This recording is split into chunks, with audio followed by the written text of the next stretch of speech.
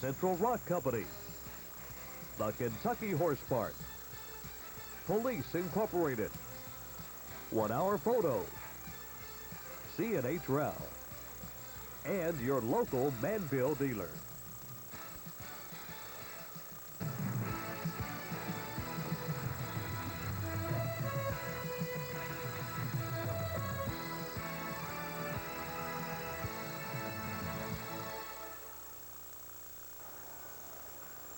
It is a clear, cool evening in Lexington, and the Kentucky Wildcats, unbeaten in their first 4 games, open Southeastern Conference play against the Tigers of Auburn.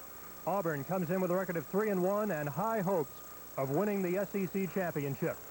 And before this season got underway, anyone would have thought that at this stage of the schedule, Auburn would be the team that is undefeated. But that's not the way it is. The Kentucky Wildcats are unbeaten. Hello, everybody. I'm Rob Bromley. Charlie McCullers is along with me again tonight. And Charlie, the Cats, with their first 5 at home, they get a chance to win all 5. Well, they sure do, Rob, but they have to play a near-perfect ball game. By that, I mean they cannot have any interceptions, they cannot have any fumbles, and they really can't have any major breakdowns in their kicking game. If they get behind early, they're in trouble because this is a strong, ground-oriented Auburn team. Now, of course, Auburn runs the wishbone offense, and it's very well directed by quarterback Randy Campbell, but a potent weapon in that offensive backfield, number 34, Bo Jackson. Well, we've seen some 34s around here in the past. Herschel Walker of the University of Georgia, but Bo Jackson is a great back in his own right. He's 6'1", 229 pounds, has great speed, great strength. That's going to be one of the major things to contain him on the sweep and on the option plays tonight. Now, the wishbone will put a lot of pressure on Kentucky's defensive line, especially the ends, Brian Williams and Stacy Burrell. Well, that is the key to the option game. Sometimes we'll find our ends stunning upfield, taking away the option, but most of the time they'll be doing what we call slow play. They will take the quarterback at the inside, make him pitch a ball, and then play inside out with help on the corners from one of the defensive secondary people. All right, both the coaches here tonight studied under Paul Bear Bryant. Pat Dye of Auburn, Jerry Claiborne of Kentucky. We'll be back with the toss of the coin in just a moment as Auburn goes against Kentucky.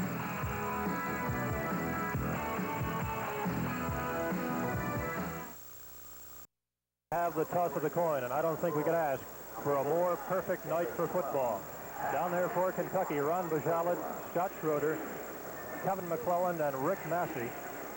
For Auburn, Randy Campbell, Al Del Greco, Jeff Jackson, Pat Arrington, and Donnie Humphrey.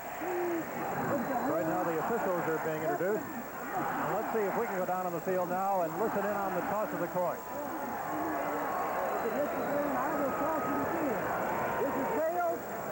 This is head. All of us in the air. You call head. It's tails. You win the play.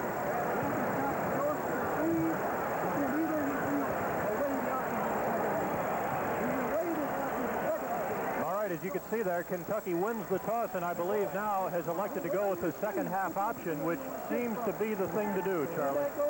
I would think that would be the thing to do right now. That gives them an opportunity, depending on what the score is. Auburn has elected to receive, and Kentucky will defend the north goal. All right, we'll be back for the opening kickoff immediately following these messages.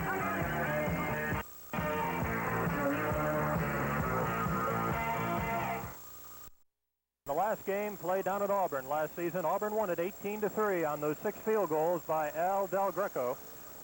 Last game played here in Lexington was in 1975, a game in which Kentucky had a 9-0 lead. Turnovers in the final minutes cost it for the Wildcats, 15-9. Auburn won it. And a game that Frank Kersey always seems to point to as a game where a lot of problems started for him. Well, I think that's true. They should have won that football game. All they had to do was take a couple of kickoff returns, control the ball for a first down or so, and then they'd be in good shape. Last year's football game, the defense played great. If we could have had some offense, we had a chance to win that game in the 4th quarter. Well, there is Chris Caudell. He has it teed up at the 40-yard line. The far deep man is number 22, Brent Fullwood. He is standing right back around the 3-yard line.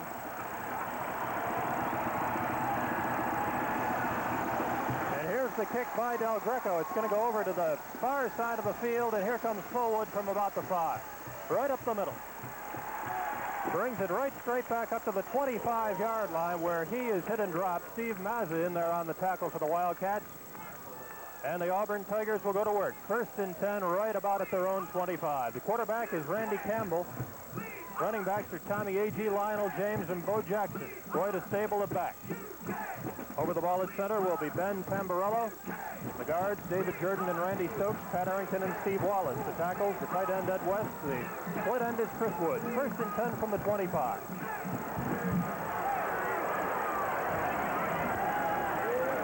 Auburn out of the wishbone, and here comes Lionel James. Fights his way forward, gets a few yards, is driven out of bounds over at the far side of the field. Kevin McClellan was over there along with Keith Martin to make the tackle.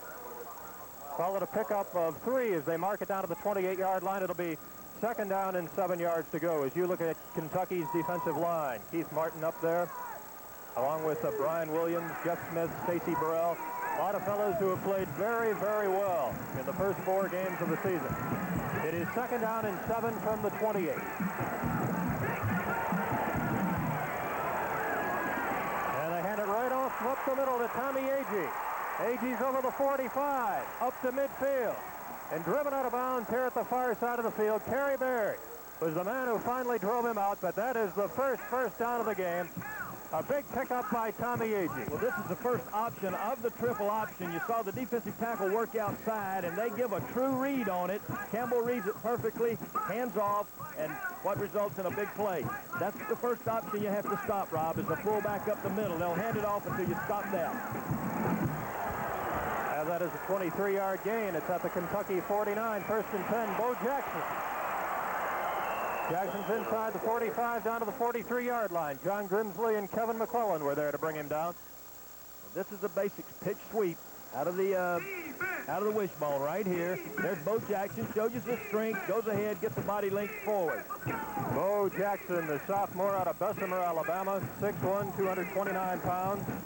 His rush for 326 yards thus far this season, averaging 6.7 yards per carry. It is just shy of the 43. Call it 2nd down, 4 yards to go. Campbell pitching back to Lionel James. James diving forward to the 40-yard line. Over there to trip him up was Stacy Burrell. It'll be a couple of yards short of a 1st down. Lionel James, not very big, 5'7", 171 pounds. Well, there's the fake to the fullback. That was not a read play there. There's the pitch right there. The defensive end took it away. Here's Lionel James turning the corner. Big Jeff Smith, if it had a step more speed, would have made it out there that time. 3rd down. I'd call it about a yard and a half to go for the 1st down. Auburn right at the Kentucky 40-yard line.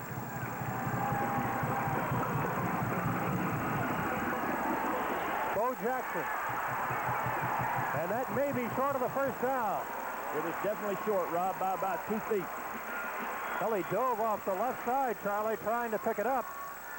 And let's see what Coach Pat Dye decides to do at this point. It is 4th down, about a half yard to go. Well, I think he has to feel like he can make it. I think he'll go for it right here. We are just underway here at Commonwealth Stadium in Lexington on an absolutely perfect night for football. That was great penetration by the Kentucky defense that time. If they can do it again and hold them here, it's going to give them a big psychological lift. Well, here we go. 4th down, about a half yard. Auburn again out of that wishbone. And too much time. The clock expires on the Auburn Tigers. And that certainly is going to change the line of thinking as Pat Dye has to send his punting unit out onto the field. Costly 5-yard penalty for Auburn here in the early going. Dropping back now to do the kicking is Louis Colbert. He's a junior from Phoenix City, Alabama, standing back around his own 40-yard line. He's averaging 41.6 yards per kick. Brian Williams standing at the Kentucky 10, back to return it for the Wildcats. Colbert gets a good snap, gets the kick away. Spiraling boot.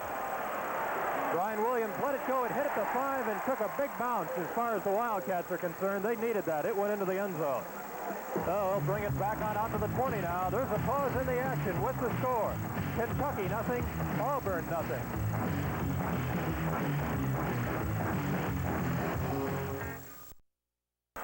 And he'll drop back to throw. Incomplete.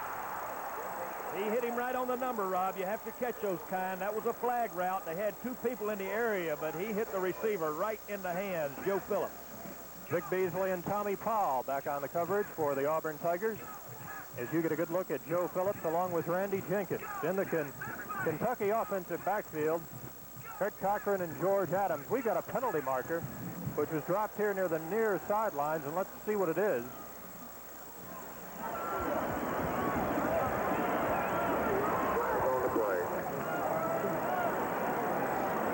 I think it must be an illegal substitution or they wouldn't take it, and that is also loss of down, Rob, if it was an illegal substitution in fact.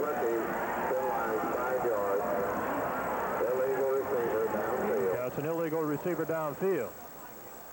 That'll move it back to the 15-yard line now, and it is a loss of down. It is second down, 15 yards to go. Kentucky out of the eye. George Adams goes in motion. Jenkins looking to his left, taken in by Rick Massey, but he's down right there. Tommy Powell was back there on the coverage. If anything, that play lost a yard. Yes, it did. He threw the ball a little bit low for him. They had a screen set up. It was a flanker screen out there. He just threw the ball low, and Rick had to get down and catch it and dropped his knee to the ground. I'll give Kentucky credit for one thing. They are not backing up, Rob. They are attacking. For the Wildcats with a 5-yard penalty on first down and a loss of a yard on that pass play. That moves it back to the 14. It makes it third down, 16 yards to go.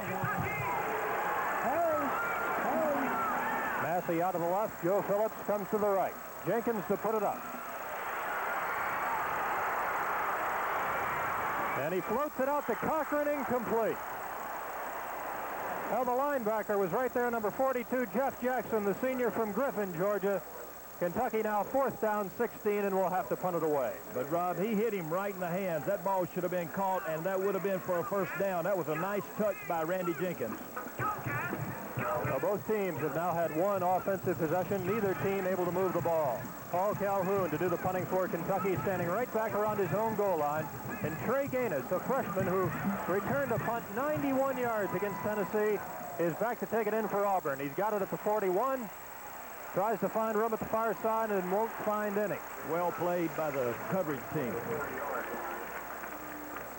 Well, they will mark it at about the 46-47, and Auburn will have the football for the second time tonight as we have 10 minutes and 52 seconds left to go in the first quarter, and we have no score. Auburn nothing, Kentucky nothing. The thing that bothers you about that, Rob, is they picked up approximately 25 yards in field position on that particular exchange. It won't be long. They'll be in four-down territory with this wishbone. Tigers up to the line of scrimmage. It is first and 10 from the 47. Chris Woods split out to the left.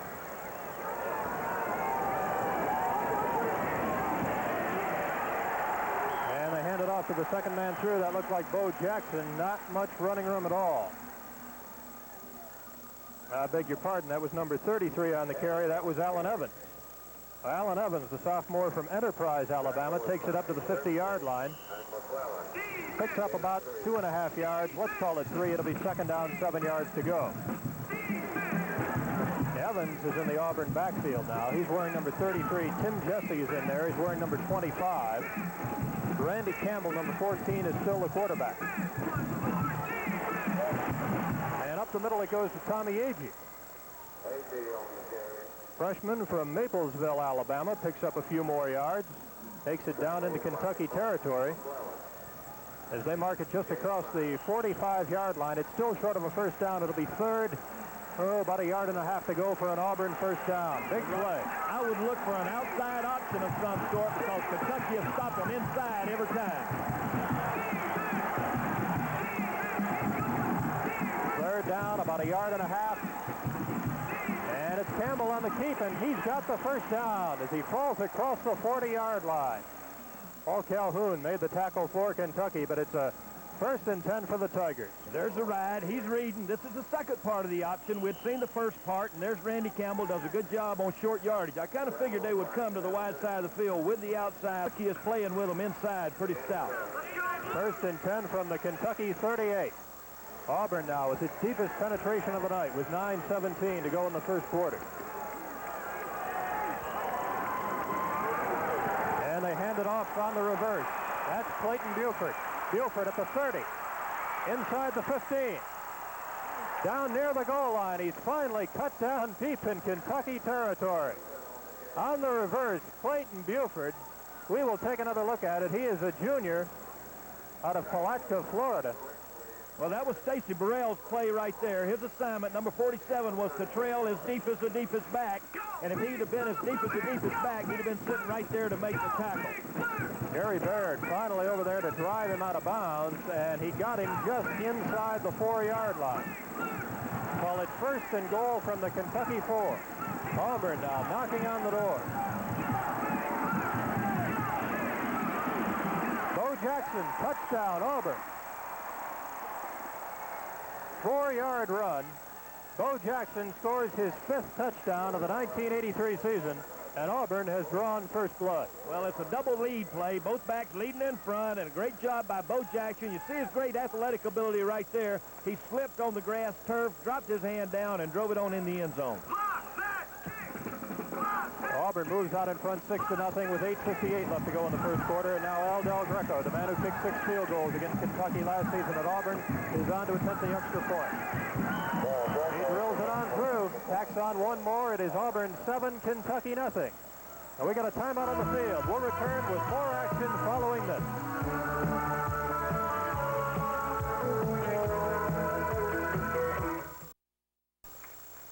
4-yard run by Bo Jackson, and the big play that set it up, a reverse to Clayton Buford that covered about 34 yards. And you just can't let a great football team like Auburn have the ball at the 47-yard line, even though it was on their side of the field. It's extremely difficult to stop them when they're in the wishbone attack.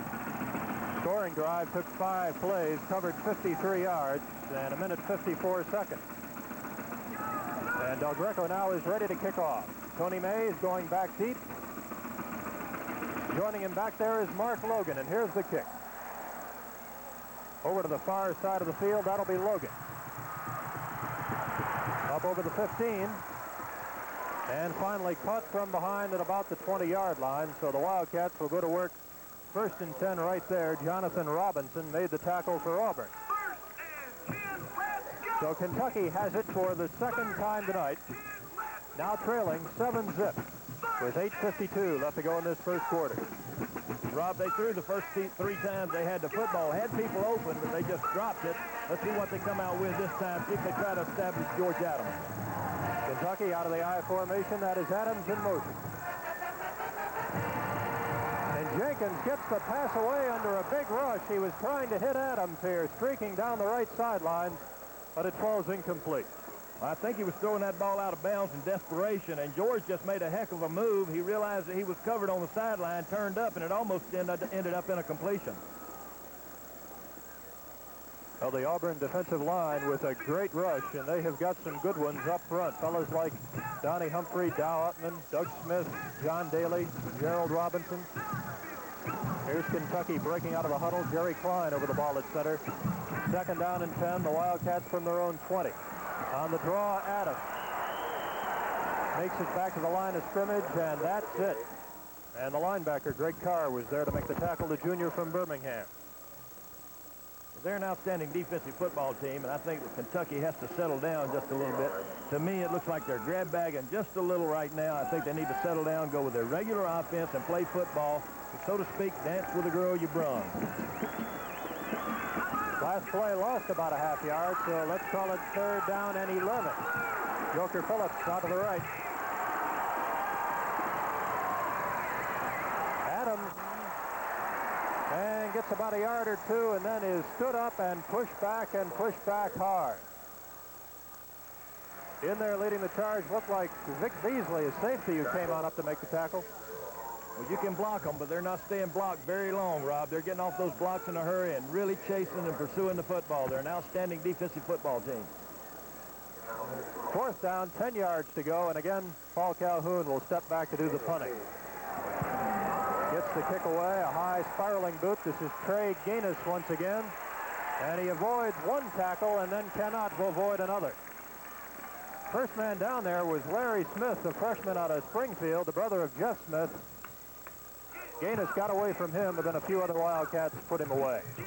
And it's right at the 37-yard line, so that's where the Auburn offense goes to work 1st and 10.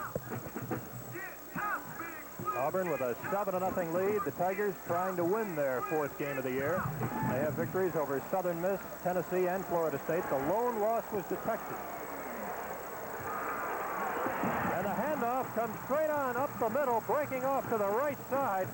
That is number 23, Kyle Collins. And did he ever break loose? Well, I don't think this is an option. I think this is a design handoff to break off of the guard. Charlie, we've got a new offensive backfield in there now. The quarterback, number 10 there, is Pat Washington, a sophomore from Mobile. And there goes Kyle Collins. You talk about balance. That is great effort. That's what it's all about, and that's the type of football that Coach Dye teaches. Washington, number 10, now at quarterback. 1st and 10 from the Kentucky 46. And Scott Schroeder knocks the ball away from Washington. It apparently went out of bounds over at the far sideline.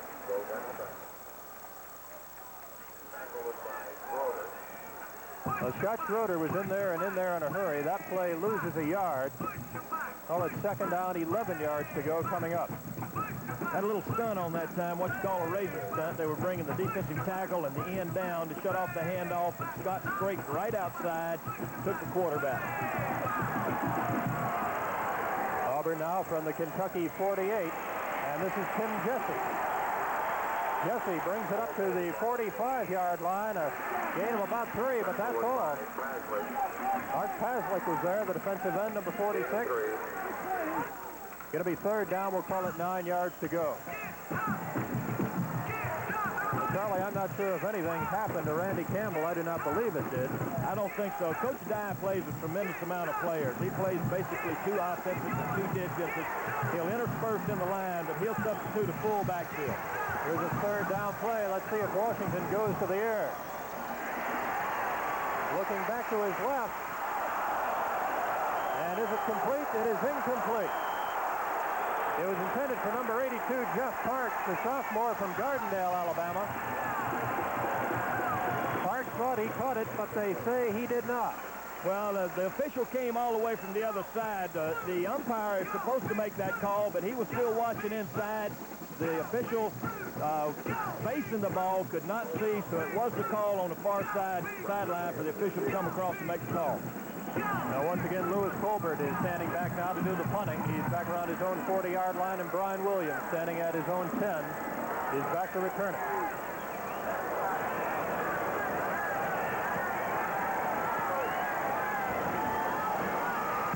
And Colbert booms this one high in the air. Wobbly kick. Going to hit around the 20-yard line, take the Kentucky bounce, goes out of bounds at the 23, and the Wildcats will take over right there. They've had very poor field position at this time. They need to make some first downs. Their defense has responded to the challenge on 2 occasions, down in 4-down territory, forced them back, made them punt twice. Now it's up to Kentucky offense to get some sustained drive going here. Well, I thought they were going to mark it at the 23. They mark it at the 21. 1st and 10, Kentucky. And the Wildcats now shifting into an I. Kurt Cochran and George Adams right behind Randy Jenkins. This is Adams. And he cannot get around Carr. Well, he eluded the tackle of Carr and then is finally put away by number 98. Looked like Gerald Williams, the sophomore from Valley, Alabama. Gain of about 3 yards. It'll be 2nd down, 7 yards to go as you look at Kentucky's offensive huddle. Ball marked just across the Kentucky 24-yard line. The Wildcats trailing here in the first quarter with 5.5 minutes to go. It is 7-0 Auburn. Handoff goes to Kirk Cochran. There's nowhere to run at all. Number 93, Quincy Williams, was the man who came in on the tackle. Defensive end, senior from Douglasville, Georgia. And Charlie, the Wildcats just can't get the ball going at all against this Auburn defensive line. Well, they're big and strong. They average about 265, 270 pounds across there. I'm sure that's why they came out throwing early.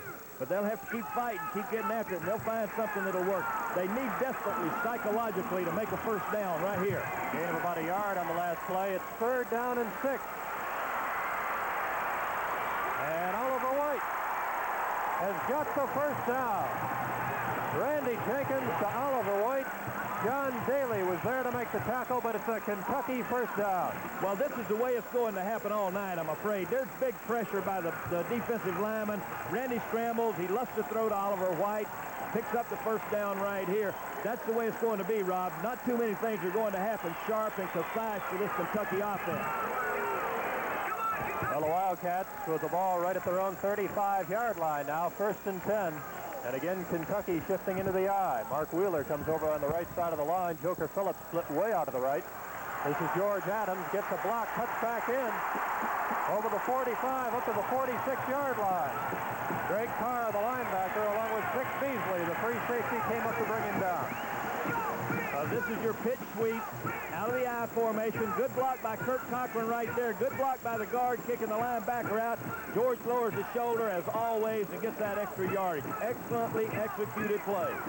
And another Kentucky first down just across the 46-yard line. So the Wildcats now have their deepest penetration of the evening. They're still in their own territory. Jenkins. Cochran takes it into Auburn territory down to the 46-yard line. John Daly was the man who hit him and brought him down. Well, his first option here is the big tight end over the middle. They've hit a lot on it. We've talked about it. There's the fullback in the flat, and this is a physical football game. There's some football players getting up slow.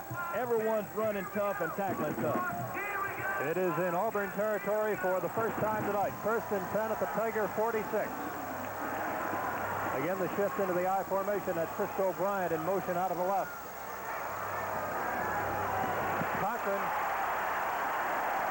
rips off another 5 yards or so, takes it down to about the 40-yard line. Doug Smith, the left side defensive tackle, was there to bring him down, the senior from Bayboro, North Carolina. I would look pretty shortly for him to bring his first defensive line back in there. Another Kentucky first down, and you can tell just looking here at the roar of approval of this crowd at Commonwealth Stadium. The place is jammed to capacity. This is the first complete sellout of the season. Everybody is here. 1st and 10 now, the ball right at the Auburn 41. Jenkins throwing deep. Caught by Massey. That was a great catch with a man all over it. Rick Massey hauled it in. Jimmy Warren, the junior from Birmingham, number 45, was right there, but it was Massey who pulled it down. All right, they go to there. I call it a Nebraska set. Get a little play-action fake. Auburn's on an all-out blitz, and here's a great catch. I'm telling you, he was covered. He just out-jumped the man and came down with the football. Well, it is at the Auburn 13-yard line. 1st and 10 for the Wildcats. We've got 2 minutes and 34 seconds to go in the first quarter. Auburn leading Kentucky 7-0, but the Wildcats now threatening.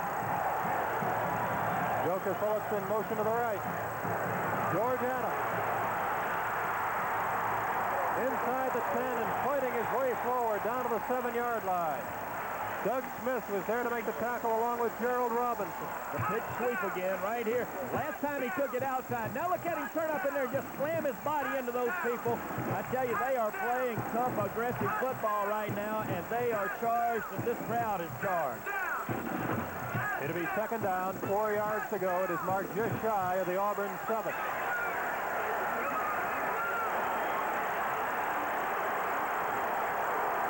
Kentucky now with the back split behind quarterback Randy Jenkins. Kirk Cochran goes up to the middle, takes it down to about the 5, but that's all.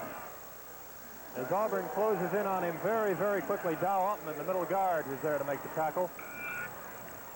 Boy, they need to get this in, Rob, and I think you'll see the defense come out charged up, going like crazy. Well, it is 3rd down, 3 yards to go, and what a big play this is. They need to get a skip to the 3 to get a first down. Wide open, wide open. Touchdown. You saw it happening, Rob. They blitzed the linebacker. There was no one to cover the halfback. They had a 3-man flood out that side, and it worked to perfection. Well, it is Randy Jenkins to George Adams. 6-yard touchdown play. Let's take another look at it.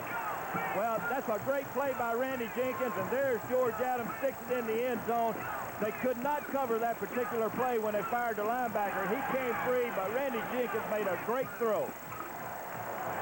Chris Caudell is now on to attempt the extra point. Doug Martin will hold, and Caudell will attempt to tie up the football game. And he drills it through the upright. So with 1 minute, 12 seconds left to go in the first quarter, Kentucky has evened things up. Kentucky 7, Auburn 7. Now is the time for the defense to come through, stop them stone dead, and you'll see this crowd just go crazy. That was an absolutely beautiful drive, Rob. Coming from their own 21-yard line, a 79-yard drive. They used 2 passes, caught them in blitz situations on both sides, and hit them with big plays. Well, the Wildcats appeared to really be stymied offensively. But they moved 10 plays. In 10 plays, they moved 78 yards. They take 4 minutes and 54 seconds and are on the board for the first time tonight as we are now tied up 7-7.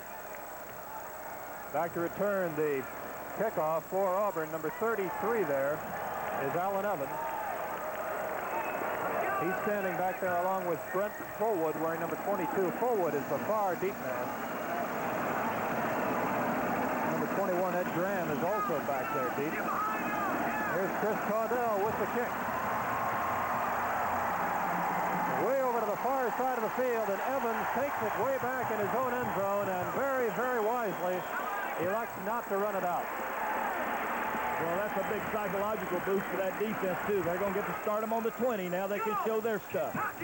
Caudell had a slight wind at his back when he kicked off, but that helped. So from the 20-yard line, the Tigers 1st and 10, and there you see the story with 1:12 to go in the first quarter. We got a lot more football to play. As you look at Jake Hallam, of Kentucky's offensive line coaches, Don Corbin right there. The offensive line getting some instructions as they're now on the sidelines, and the defense takes over. Auburn 1st and 10 from the 20. Randy Campbell is back in at quarterback. The handoff goes to Tommie Agee. Paul Calhoun in there to pull him down along with Keith Martin. Nice pickup, though, by Agee as he takes it across the 25, all the way up to the 27-yard line, a 7-yard run. So they're exercising that first option real well. They're getting some good blocking in the middle out of their center and their 2 guards. It is 2nd down and 3 yards to go as Auburn sets in that wishbone formation. Agee again trying to fight his way forward to the 30 to pick up the first down, but he is pushed back. Stacey Burrell was in there. Dave Thompson getting up off the pile. Kevin McClellan was also in on the tackle. Good look at Tommie Agee, freshman from Maplesville, Alabama. Oh, what a thrill for him last week, that 27-yard touchdown pass against Florida State right before halftime. He scored as time ran out. 3rd down and a yard to go. Big play for the Tigers. Bo Jackson, and he's upended. He did not make it. He's about a foot short. Frank Hare, number 56, I believe was the man who tripped him up. And it is going to be just shy of the first down. Let's see. I believe they're going to measure, Rob. Well, let's see if they call for the change from the far side of the field. The Auburn punting unit was ready to come on just a moment ago. Well, it's a quarter. Just finished the first quarter. Well, time has run out and they will change sides, but Auburn appears to be short of the first down. That's the end of the first quarter with the score.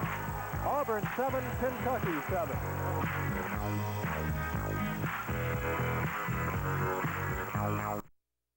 We're getting ready to head into the second quarter of play. Auburn and Kentucky tied up 7-7, and the Tigers just shy of a first down. They have it 4th and inches, and they're going to have to punt it away as Lewis Colbert again has come onto the field.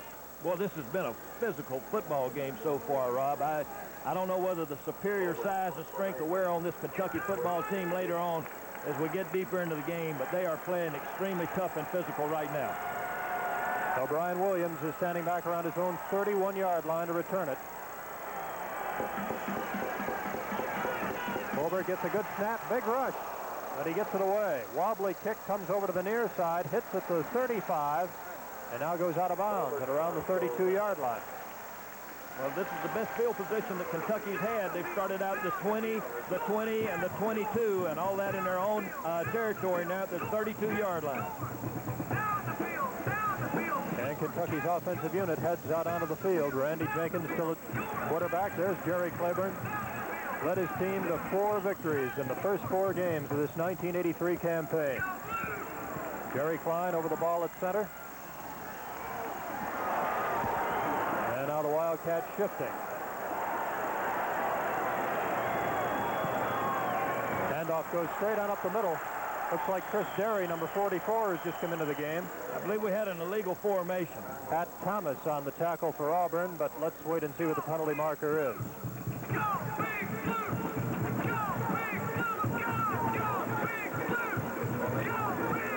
Well, it's an illegal procedure penalty against the Wildcats, so they will mark it back.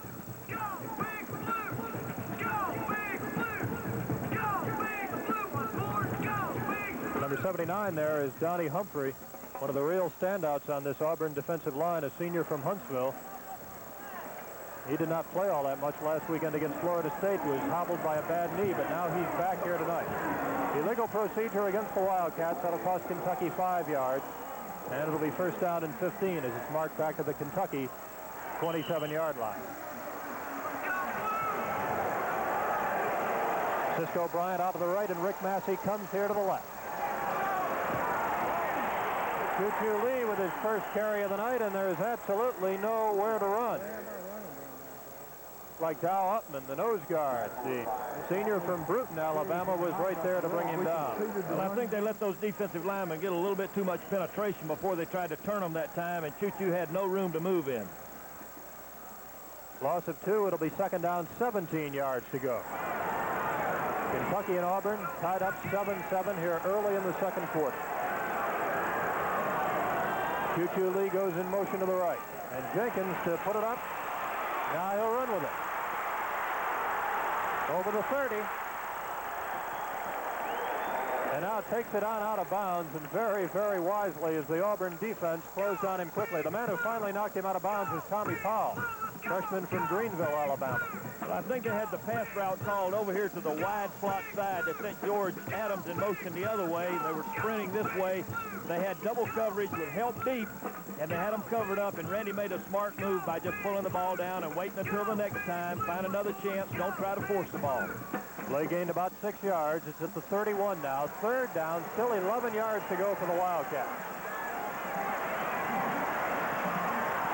Intercepted.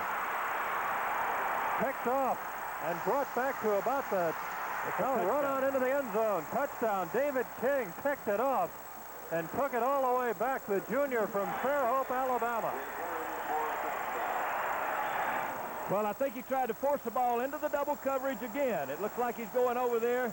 Ball should have never been. Well, there's the problem right there. There was a busted route. Cisco Bryant started back inside, stopped on him, and the ball went whistling right in through to the defensive secondary man's hands. That was Cisco Bryant's fault, not the quarterback. So the big defensive play turned in by David King, the left side cornerback. And Auburn moves out in front 13-7 here early in the second period. Al Del Greco now back onto the field to attempt the extra point. Gets a good snap. And it's perfect. All right, we've got a timeout here in Lexington with the score. Auburn 14, Kentucky 7.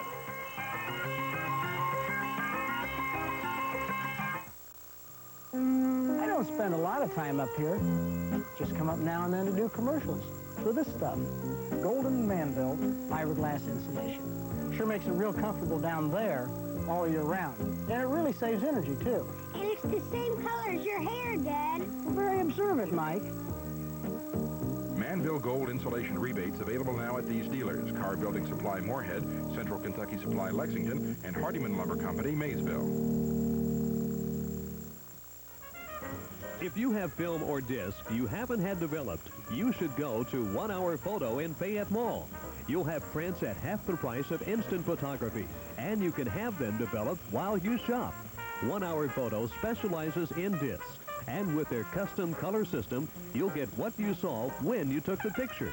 With good color and fast service on either film or disc, you should go to 1 Hour Photo in Fayette Mall. Wade Motor Company in Danville invites you to come down and hitch a ride on a new 84 GMC or Oldsmobile featuring the new fuel-injected 6-cylinder Cutlass Sierra and the last of the full-size Oldsmobile 98s. And don't forget to check out Wade Motors GMC conversion vans loaded with all of the extras. Treat yourself to a great ride in a GMC truck or new Oldsmobile from Wade Motor Company in Danville. Remember, you can trade with Wade. With every new shopping center, industrial center, or apartment complex, there's a part of the design you may not notice. Many of the driveways, parking lots, and access roads were designed and built by Central Rock Company of Lexington. For over 50 years, Central Rock Company and Central Rock Paving have been the solid choice among bluegrass farms and industry alike. For free estimates and design consultation for your next project, contact Central Rock Company, 1280 Old Frankfort Pike. Central Rock Company, the solid choice. Well, coming into this football game, Randy Jenkins had thrown only, 2 interceptions all season? That's correct. And again, I think the problem was that the outside receiver, they were running the delay pattern back underneath.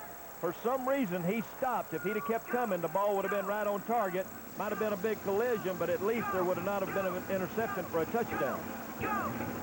Not sure of the exact yardage on the interception returned by David King, but I believe it was about 42, 43 yards. As you look at Pat Dye in his shirt sleeves at the opposite side of the field, Georgia native, played his college football at Georgia back in the 1950s. Deep kick goes into the end zone, and very wisely, Mark Logan will not run it out. So they'll bring the ball back out of the 20-yard line where the Wildcat offense will again take over 1st and 10.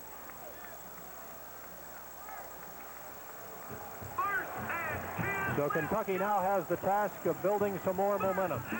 After it appeared to have shifted the Wildcats' way, now the interception returned by King, it goes right back over to the Tigers, and they have a 7-point lead once again, 14-7. Well, and that kind of quieted the crowd off a little bit. We need a couple of big plays here and get this crowd right back in the game. Kentucky now shifting back into the I, and Chris Derry and George Adams are the running back. This is Adams. Nowhere to go at all. Greg Carr, the linebacker, number 54, was right in there and in there in a hurry. Carr is a good one. Team leader in tackles coming into this game with 46.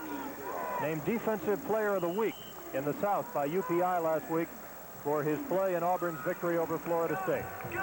Well, what a football game that was down at Auburn. Tigers winning 27-24, having to pull it out in the last couple of minutes. 2nd down, 9 yards to go. The ball right at the 21.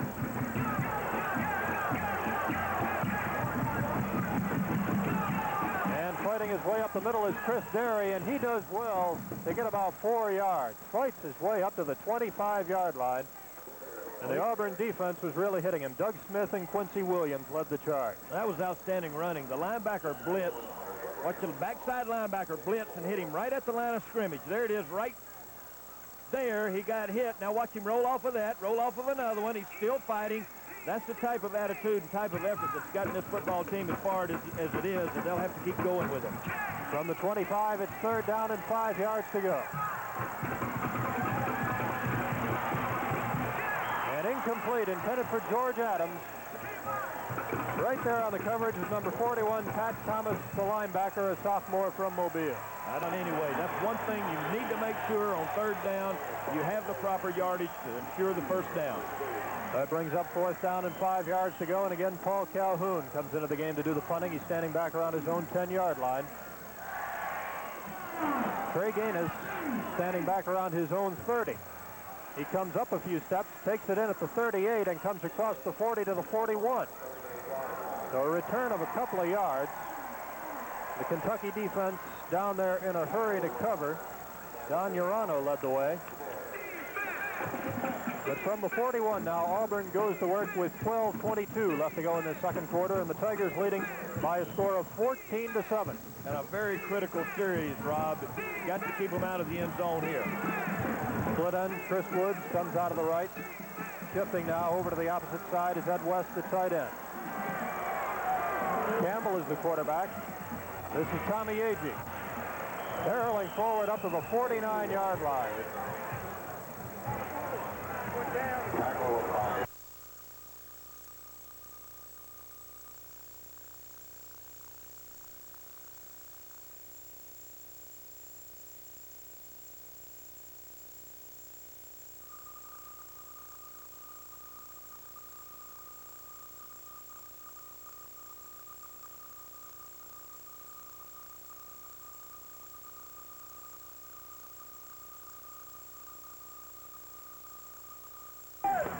Gain is up to the 48. It'll be 2nd down and 3 yards to go.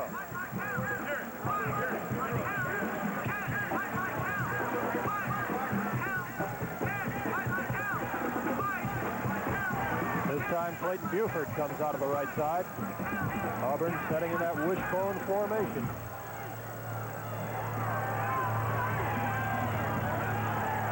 Campbell looking to the far side and throwing for Lionel James, and it's off his fingertips. Brian Williams and Scott Schroeder over there on the coverage. If Lionel James could have pulled that one in with the speed he has, he would have been gone. It was all over. He was wide open, and this is what happened to the Auburn football team last year when Kentucky was down there. They had people open, but they either dropped them or they missed the football. And you have to have a little luck like that playing against great athletes like Kentucky's playing against today. Well, now it's 3rd down and 3 yards to go. So the Tigers faced with a big play. Tommie Agee, Bo Jackson, and Lionel James in that wishbone formation behind Randy Campbell. Pitch back to James, and he's caught from behind. Glenn Emerson is the man who finally rode him down. Stacy Burrell with great penetration. It is shy of the 1st down by a couple of yards. That's what we were talking about right there on the pregame, Rob. In that instance, they bring the defensive end straight upfield. He made him stumble, and Glenn Emerson caught him from inside out. That's the way you play it. You have to change up the way you play the option on the wishbone. Fine defensive work by Emerson and Burrell. 4th down, 3 yards to go. Lewis Colbert to kick it away, standing back around his own 33. Brian Williams is back inside his 20. He's all the way back to the 12-yard line. Kentucky with another big rush. Colbert got it away. Williams with a fair catch inside the 20, inside the 15, all the way back at the 13-yard line. Now we've got a pause in the action with the score. Kentucky trailing Auburn 14-7.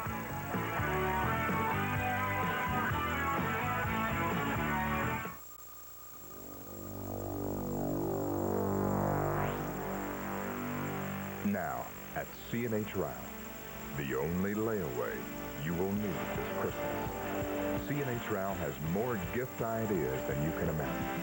And just $5 down will lay away any purchase up to $500. The C&H Ryle layaway, worlds apart from the rest.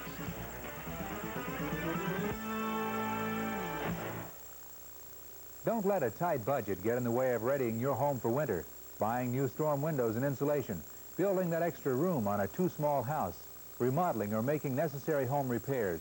Get the money you need now at Lexington Finance. Borrow up to $15,000. With a loan from Lexington Finance, you can consolidate all your bills into one easy monthly payment. Just stop by and talk to Mr. T.C. Quisenberry at Lexington's oldest and finest finance family, Lexington Finance, 110 West Short. You can be part of the very special kind of love between Kentucky people and their horses. Begin your visit to the 1,000-acre Kentucky Horse Park with an old-time horse-drawn tour. See the spectacular museum that you'll talk about for months. Feel at home in our fully equipped campground. And plan ahead for some of the many events coming. You can write for a complete schedule. Experience the wonders of the world of horses with a full day of unique fun at the only park dedicated to them, the Kentucky Horse Park. I don't spend a lot of time up here. Just come up now and then to do commercials for this stuff. Golden man-built fiberglass insulation. Sure makes it real comfortable down there all year round. And it really saves energy, too. And it's the same color as your hair, Dad. Well, very observant, Mike. Manville Gold Insulation rebates available now at these dealers. Pacific Building Supply Jackson, Napier's Building and Supply Hazard, and Salyersville Supply, Salyersville. Back at Commonwealth Stadium, the Kentucky Wildcats out of the huddle up to the line of scrimmage. First and 10, the ball at the Kentucky 13. Pitch backs to Choo-Choo Lee. Pulled down from behind. Back around the 10-yard line, and I'll tell you that Auburn defense is really swarming in there. Looked like number 90, Kevin Green, a defensive end, a junior from Anniston, Alabama. They are hitting those backs and turning them around the other way. I think what they're trying to do right now is give George Adams a little bit of a rest. He did some good, strong running in their scoring drive. They mark it at the 12. It'll be second down, 11 yards to go.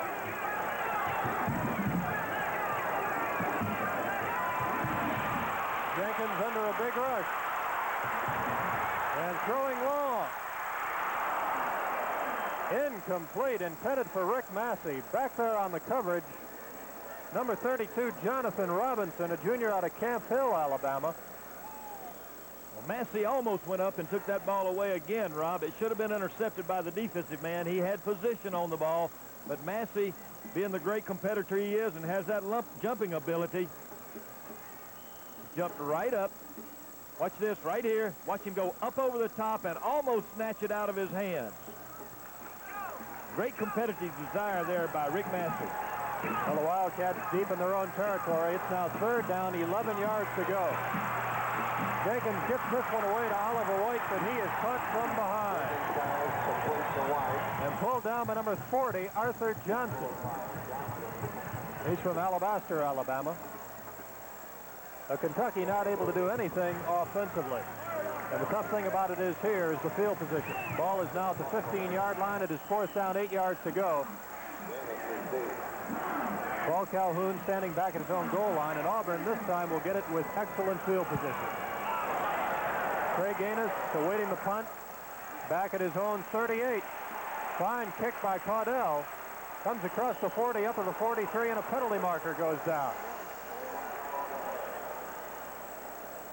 I think it might have been holding. He threw the flag off late. He might have been waiting until he got there. It looked like he called it on number 2, Rob, for holding. That would have been Danny Robinson. Well, it's a clip. Clipping against Auburn. Now that's going to move it back 15 yards.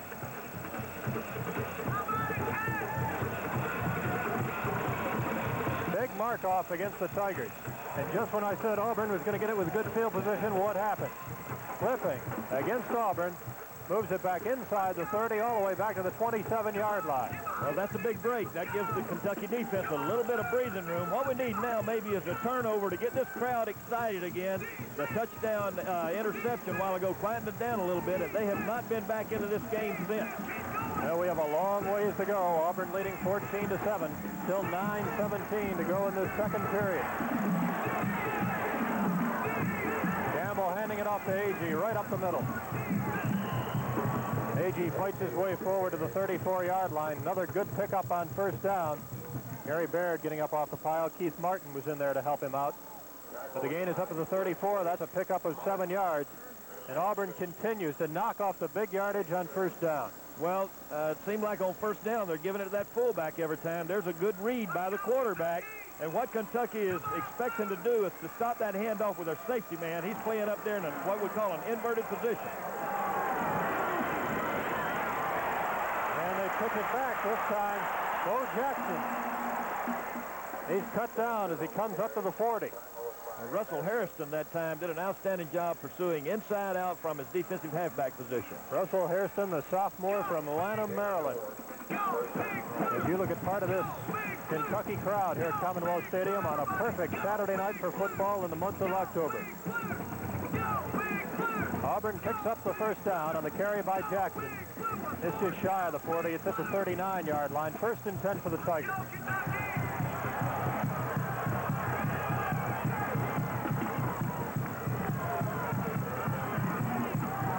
Campbell to throw. And caught here at the near sidelines. That's a completion. Taken in by number 84. That is Tommy Carroll, a split end. He's a senior out of Dunwoody, Georgia. Hasn't played too much this season, but he was in for that play. Well, they had a two-deep safety that time, and Terry Baird did not funnel the man inside. You've got to force the man to come inside, or if play action comes that way, the safety has to roll over. I'm not sure which way they had it set up. It's 1st and 10 for the Tigers now at the Kentucky 41. And the handoff to Agee on 1st down. Gain of about 3, maybe 4 yards. Let's wait and see where they spot it. Keith Martin getting up out of there. They'll mark it at the 37-yard line, so call it a gain of 4. It'll be 2nd down and 6 yards to go. Auburn with a 7-point lead, 14-7. And now moving into Kentucky territory.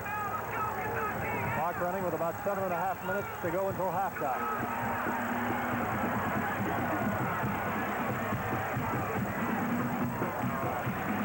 Handoff goes to Lionel James. James gets it just inside the 35-yard line. Scott Schroeder on the tackle for the Wildcats. Jeff Smith getting up off the pile. And we're going to have a big 3rd down play coming up. That's exactly right, Rob. That's what I was going to say. This is a big 3rd down play. They need to force them to at least just a field goal here. Can't let them get in the end zone with a touchdown. They mark it right at the 35. It is 3rd down, 4 yards to go.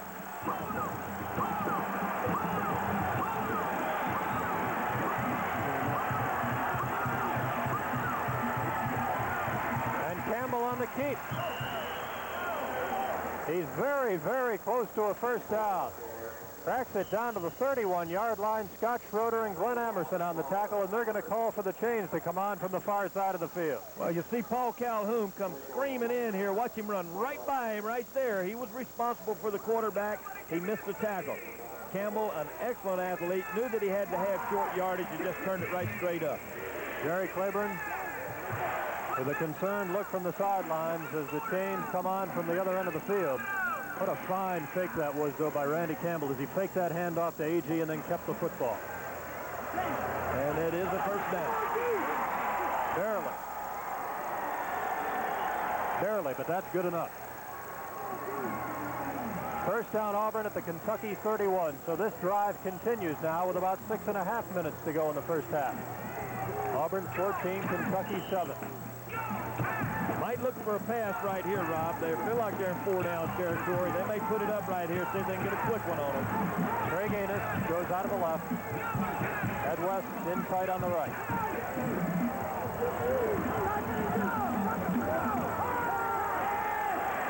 Campbell throwing, nearly intercepted by Brian Williams. Well, Charlie, you called it, and Kentucky almost came up with the interception just off the fingertips of Brian Williams after that ball was tipped. Well, what surprised me, they didn't use play action. I figured they would use play action. 2 chances to intercept the football right here, and that could have been a big, big play because they still have the football. They have 3 downs to make their 1st down, or 2 to get in field goal position, which we're certainly probably within Greco's range right now. 2nd down and 10. The ball still at the Kentucky 31. The Wildcat defense trying to hang on as Kentucky trails by 7. Campbell inside the 30, inside the 25, and scooting forward. Oh, baby. Going to bring up a 3rd down play, 3rd down and about 3 or 4. That's the other little wrinkle that they have. That's what you call the trap option or the counter option. They fake the fullback one way, pull the off guard, and he just led Campbell right up through the off tackle play. Watch him fake left to the fullback. Watch the back. There's the guard pulling. Watch him lead him right up in the hole. Brian Williams almost made the play from the backside, did make the play from the backside. Well, they mark it just short of the 22, so it's 3rd down and call it a short 2. Campbell goes off the left side, and he should have enough for the 1st down. Wait and see when they get unpiled. Scott Schroeder was the man who tackled Randy Campbell. I believe they're going to measure it again, Rob. Call for the chains from the far side of the field, and we'll find out exactly how the football rests. There's the scoreboard, 5 minutes and 26 seconds to go in the 1st half. Auburn leading Kentucky 14-7. And another concerned look from head coach Jerry Claiborne. Oh, it is close again. And this one is short. Tell me this is not a game of inches. I feel sure they'll go for it here. I do not believe they'll bring Del Greco in.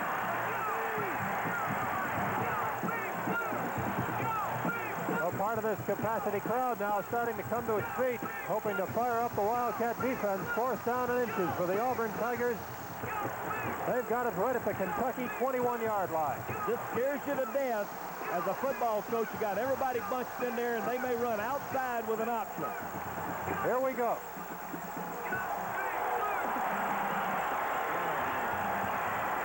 And Bo Jackson up and over for the first down.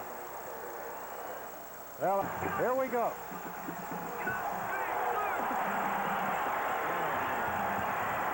And Bo Jackson up and over for the first down.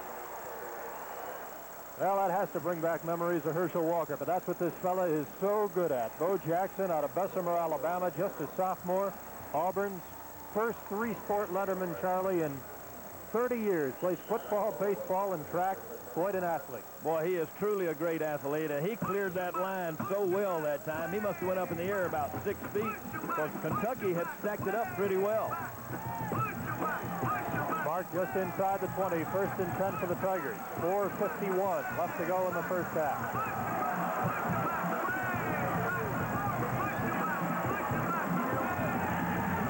And the pitch back to Lionel James. Not much running room. Gary Baird came up to meet him. Jeff Smith was right there. Boy, Stacy Burrell almost slapped that ball right out of the air. He was right on top of it. But Charlie, as you know, this wishbone can be a very, very high-risk offense, but Randy Campbell does a good job. They just don't turn it over that much. Well, I think that's designed by Coach Dye. They're really a conservative wishbone football team. Someone like Oklahoma throws the ball, they want to pitch it every time. They design ways to pitch it. Auburn's perfectly satisfied to hand it off the fullback, let the quarterback take it, do the things necessary to win. It's at the 17-yard line. Call it 2nd down, 8 yards to go. Agee fighting his way forward up the middle. Inside the 15 down to the 14-yard line. Stacy Burrell was right there to make the tackle along with Scott Schroeder. Might look for some type of trick play. I don't think they'll throw it. They might come with a trick option of some sort or some type of reverse. It's 3rd down, 4 yards to go. The ball right at the 14. And a big play for Auburn as Tommy Carroll is split up on the left. Ed West comes to the right.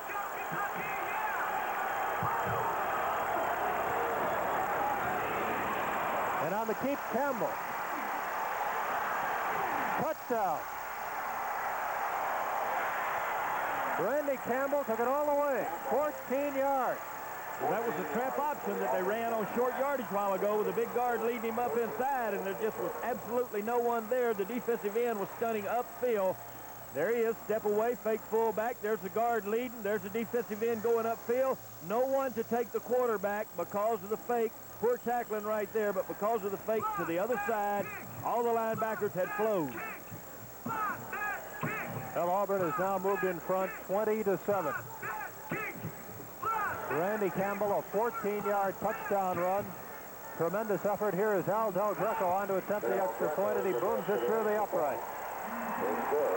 So Auburn has now moved in front by 14 points with 3:11 left to go in the second quarter. It is Auburn 21, Kentucky 7. And that was a well-executed drive that time, Rob. They missed a couple of passes, but they still had faith in their offense, stayed with their game plan, and just really took it right on down the field. Well, we've seen plenty of scoring here in the first half. It started on a 4-yard touchdown run by Bo Jackson, which gave Auburn a 7-0 lead with 8:58 to go in the first quarter. Randy Jenkins then came back with a 6-yard touchdown pass to George Adams late in the first period. That tied at 7-7. But then in the second quarter, Jenkins was intercepted by David King. He ran it back about 40 yards for a touchdown. Auburn took the lead 14-7. And now a 14-yard run by Campbell. It is 21-7 Tigers. Now we are getting near halftime. The Kentucky band coming out of the stands and gathering around the sidelines. Still over 3 minutes to play in this second period, though, as Al Del Greco tees it up at the 40. Well, I think there's plenty of time if Kentucky can get it together. They have time to get a touchdown or a field goal, but they have to make sure that they do not make a mistake and give Auburn that football down deep. Here's Del Greco with the kick. And with that wind at his back, it's back into the end zone, and Tony Mays will not run it out. So Kentucky will start at the 20. That Auburn scoring drive covered 73 yards, 11 plays, and it took 6 minutes and 6 seconds. First and 10, let's go! First and 10, let's go! From the 20 now, Randy Jenkins heads out onto the field. And the Wildcat offense will try to get something going here in the closing minutes of this first half. Jerry Klein over the ball at center. Massey and Joe Phillips split out of the right. Kentucky out of an I formation as Phillips comes in motion. Jenkins fakes the pitch. Now can't get it away. Picks up about 3 yards and is hit and dropped. Dow Ottman, the nose guard, was there to make the tackle along with Greg Carr, the linebacker. Well, they made an excellent decision that time. They had their bootleg on. They had a delayed play by the defensive end. Receiver was covered, so he just pulled it down, got it back upfield, gained a couple of yards. Second down, 7 yards to go from the 23. Cochran and Adams still the running backs for Kentucky. Jenkins under a big rush, and he's sacked back at the 15-yard line. That was number 91, Ben Thomas, left side defensive tackle, junior out of Ashburn, Georgia. And the loss is a big one, and Randy Jenkins is still down. A little shaken up. Well, it acts like he might have twisted his ankle or his knee the way he's lying there right now. Yeah, he does. He looks like he's in a little bit of pain, Charlie. All right, we're going to have a replay. Let's see if we can pick up and see what happened. Fake the draw. Number 71 got beaten side, grabs him right there. Looks like he might have twisted that right knee or ankle. Looks like it might have caught twisted right there. However, they are working with his upper extremities. He might have caught a lick to the head. And next Friday night, October 14th, the San Diego Chicken will make their appearance. And this would be a tough place for Billy Ransdell to have to step into. Well, Randy Jenkins was doing such a fine job this season, Charlie. What was he completing? About 62% of his passes, 62.7. It hit 54 of 86 coming into this game tonight. Well, he had been a real catalyst for him. He had been getting a lot of good protection, but it's been kind of ragged back there tonight, and this is a big, strong Auburn team. Jenkins now being helped to his feet by a couple of the managers. He'll have to be helped off the field. And let's see which leg he's favoring. Well, I think he might have got a lick in the head. It looks like he just wobbly knee to me. So I don't really think it was a knee or an ankle injury. I think he caught maybe a knee in the head or got hit hard with a hat and just kind of knocked him crazy for a few minutes. So Jenkins has to leave the field after being sacked by Ben Thomas. And Billy Ransdell, the freshman from Elizabethtown, redshirt freshman from Elizabethtown, is into the game now to quarterback Kentucky. He's not played very much this season. Has completed 2 of 4 passes. 1 of 2 passes, rather. And penalty markers now go down to the line of scrimmage. Well, that's what happens when you have a new quarterback in there, and the cadence changes just a little bit, causes them to get just a little ragged. There's a look at Randy Jenkins. I think he must be okay. They're talking to him, checking his eyes. 5-yard mark off against Kentucky. And now it'll be 3rd down and 19 yards to go as the ball is moved back to the 11-yard line. Ransdell has completed just 1 of 2 for 16 yards. He has been intercepted once. Well, I don't think they'll let him throw the football down here. I think they'll probably hand it off, try to kick the ball and play defense the rest of the half. George Adams slashing off the left side. Comes up over the 15-yard line. Greg Carr, the linebacker, and Tommy Powell, the strong safety, were there to bring him down. It'll be 4th down. Kentucky will have to kick the ball away, and we've still got a little better than a minute and a half left to go in this first half. Now, Rob, they ought to stand there and use at least 20 seconds. Now, there goes the clock right there. Let's see how many seconds they use. They can help their defense. Scoreboard clock now is down to 1:20, and they don't use very much of it at all. Absolutely not, and they could have really helped their defense. Good kick. Here's Trey Gaines over the 40, over midfield, and still going. Takes it down to the Kentucky 42-yard line. I do not believe he stepped out of bounds prior to that. Let's take another look at it. This is excellent running right here. They had him trapped. There's Russell Harrison. He just goes right behind the wall, cuts it back inside. There's 3 missed tackles, 4 missed tackles, and they finally trip him up right there. Well, the Tigers with excellent field position. 1st and 10 from the 42. Campbell pitching it on back. Inside the 30. Finally driven out of bounds. That was Brent Fullwood, number 22, the left halfback.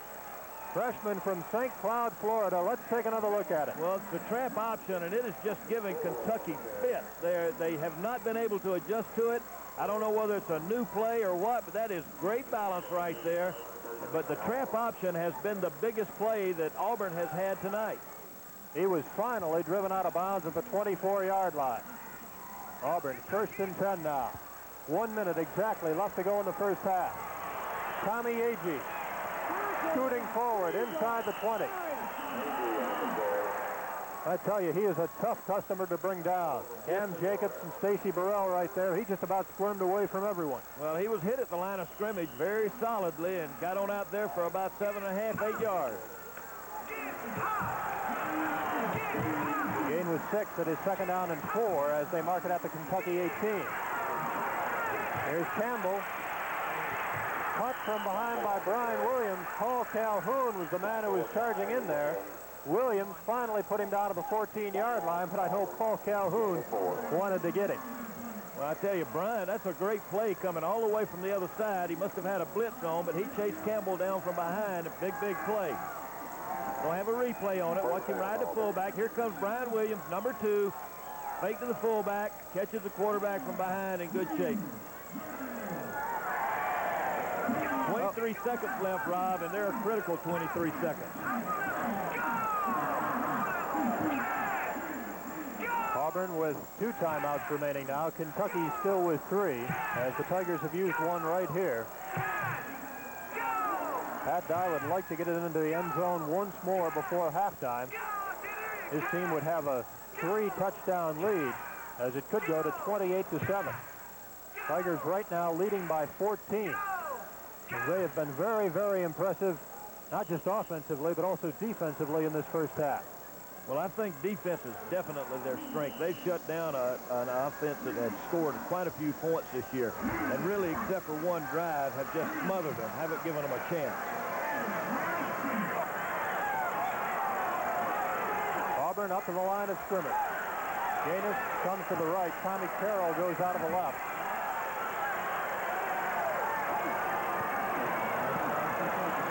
Campbell throwing into the end zone, incomplete. Trey Gaines was the intended receiver, but it falls incomplete.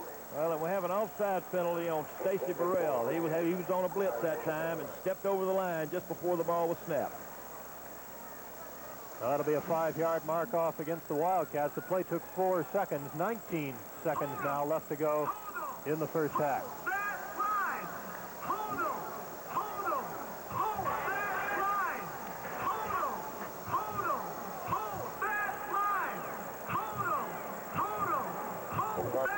Kind of wonder what's going on the sideline right now. This is the first time this Kentucky team's been this far behind, and they've got their backs to the wall. They could go in down 21 points. Their character will be tested right here in the next 19 seconds and in the second half. There's Joe Hicks, the referee, marking off the 5 yards. It's down to the 9-yard line now. First down, 5 yards to go. Kentucky trying to call timeout from the sideline. I don't believe they're going to get it. Yes, they did. Well, finally, Coach Claiborne got the timeout. Now, Kentucky will now have 2 timeouts left in this first half. As we have 19 seconds left to go in the second quarter. Auburn leading Kentucky 21-7. Coach Claiborne there along with Bill Glazer, who coaches the defensive guards, and that, of course, number 59, John Grimsley. Kentucky's defensive captain, the man who has led this team in tackles the past 2 seasons. 2 minutes, 4 minutes, 6 minutes, a what the confusion was. They had 11 people on the field. They must not have had the defense they thought necessary at the time. But Coach Claiborne was the one that was calling the timeout, or trying to get their attention to call the timeout from the sideline. Well, if the Wildcats are to have a good chance to win this football game, as we look at who still seems to be a little bit shaken up. Trainer Al Green there along with him. There's a little bit better look at Randy. If the Wildcats are to have a good chance of winning this football game, a lot will be decided here in the next few seconds. Auburn sends two receivers out of the left. Agee, the lone running back behind Campbell. Campbell keeps it. Touchdown. Runs into the end zone untouched. 9-yard run by Randy Campbell, and Auburn is moved in front by a score of 27-7. I think that was a very creative play. They used the trips formation out to the wide side of the field as Kentucky had used earlier. Then they came back around. Here it is right here. They have a man in motion, fake to the fullback. Jeff Smith took him. There's no one left to take the quarterback at all. They have a man out here on the pitch, and he runs into the end zone completely free. No one's taking. So a 9-yard touchdown run by Randy Campbell. Mike Mann into the game to do the holding now for Auburn, and Al Del Greco booms it through the upright. So he is perfect tonight. He has kicked 4 of 4. He is now 13 of 13 on the season. He has piled up a bundle of career points at Auburn. Randy Jenkins does not look as though he will return in the first half. Well, that's a nice pack on the back of his neck. He might have taken quite a lick. Sometimes when you take a lick like that, you just really do not know where you're at or what you're doing. Well, we have just 15 seconds now to go until halftime. And again, Al Del Greco will tee it up at the 40. I was mentioning that he was piling up some career points. He has, what, 4 more here tonight now. He's got 195. Joe Scripps, the great Auburn running back, scored 216 in his career. So Del Greco very, very much within striking distance at that career point record at Auburn University. I would think with a fine football team like this, he will have a chance to break that before the year's over. There's Tony Mays back to return the kick along with George Adams. And Del Greco puts his foot into the ball. Kept it on the ground. Adams looked like he was going to try and pitch it back, but he brings it up to the 20-yard line. That's exactly what he had in mind there, Rob. He was going to throw it over to this sideline. They were alert. They had it covered. He was alert, pulled it down, got it back up the field. Well, that Auburn scoring drive, 42 yards, 5 plays. It took only 51 seconds. And the Tigers leading in this game now 28-7. As the scoreboard clock still shows 15 seconds. There's got to be something wrong there. The clock didn't start. I think Coach Dye is calling that to their attention right now. The one scoreboard is now completely out. Looks as though it has lost power. The one at the south end of the field is operating. They pulled it down to 11 seconds. Well, I would imagine that that ought to satisfy everyone. Now it's down to 10. Now to 9. Well, Charlie, you and I well know the problems that they've had with the scoreboard clock here over the years. Well, last year, the Kansas game, I think without either coach knowing exactly what happened, it could have cost Kentucky a victory or it could have cost Kansas a victory. I can remember a game against Florida a few years ago where there were problems with it. Well, it shows 9 seconds, and now Kentucky calls timeout. Billy Ransel will still be a quarterback for this final play or plays of the half. And he's going to come on over and talk with Jake Hallam and Jerry Claiborne. Well, I think what they were going to do, they were going to fall on the football, and I'm not sure that's what Coach Claiborne wants to do.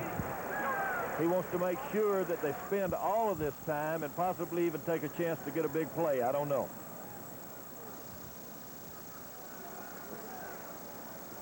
Well, now we're ready to go. Ransel returns to Kentucky's huddle. We have 9 seconds on the clock. All for Kentucky, stand up and holler! And we'll see if Billy Ransel likes to put the ball up here in the final second.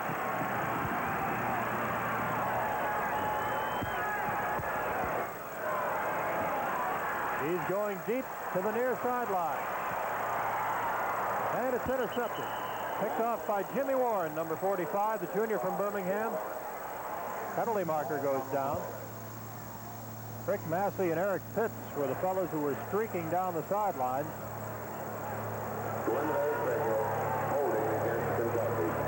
Now we've got a holding penalty. That's the preliminary indication, and it's against the Wildcats, so the interception will stand at the 45. And with only 2 seconds now left in the half, Auburn will just fall on the football, and they're going to go to the locker room, Charlie, with a 21-point advantage. Yes, they are. And it's the game right now really should be about 14-7. The interception was a gift for 7 points, and then they got the punt return back down deep in Kentucky territory that gave them excellent field position just before halftime here.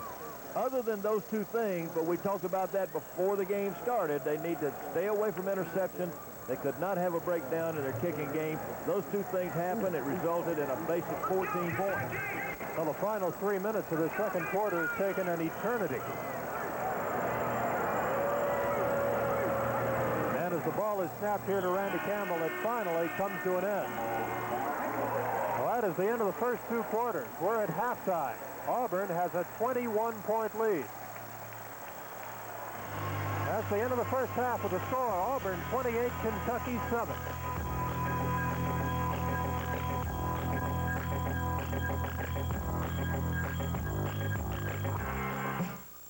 I don't spend a lot of time up here. Just come up now and then to do commercials for this stuff. Golden Manville fiberglass insulation. Sure makes it real comfortable down there all year round. And it really saves energy, too. And it's the same color as your hair, Dad. Very observant, Mike. Manville Gold Insulation rebates available now at these dealers: Car Building Supply Moorhead, Blanton Brothers Supply London, and W.D. Bryant & Son Williamsburg. For 15 years, they followed his track. A big lean guy they call Big Mac. He's the leader of the pack. Let's get him. McDonald's Great Big Mac. Pure lean beef, special sauce and cheese, pickles and onions. Big Mac, please. They're fresh off the grill, 7 stories tall.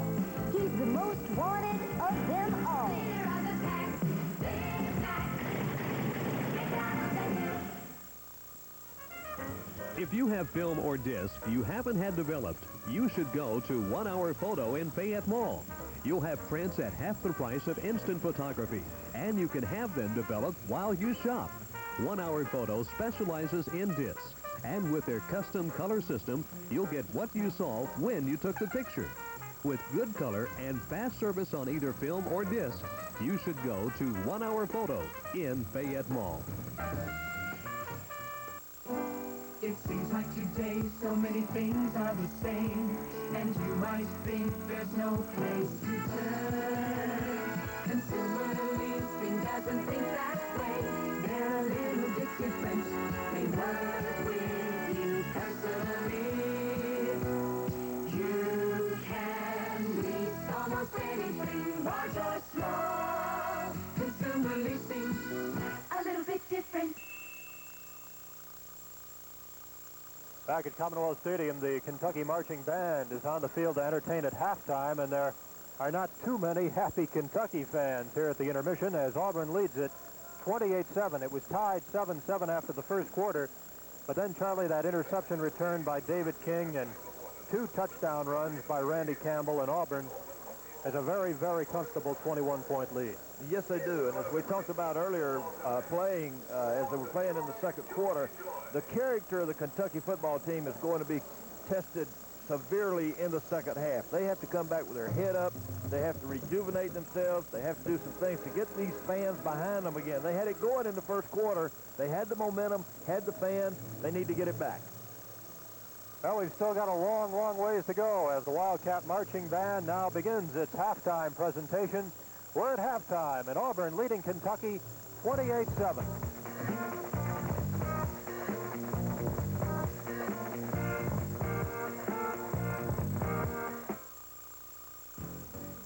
Harbor Freight's tool warehouse is getting bigger because their prices are getting smaller. Harbor Freight is making more room for the hordes of people who are cashing in on tiny prices like these. Harbor Freight's world-famous 40-piece socket set is just $2.99. Tiny prices! A heavy-duty 5-speed drill press includes motor and chuck, only $69. Tiny prices! Harbor Freight's heavy-duty all-steel step stool is a tiny $6.95. Tiny prices! Harbor Freight's tool warehouse, 1387 New Circle Road, getting bigger because the prices are smaller.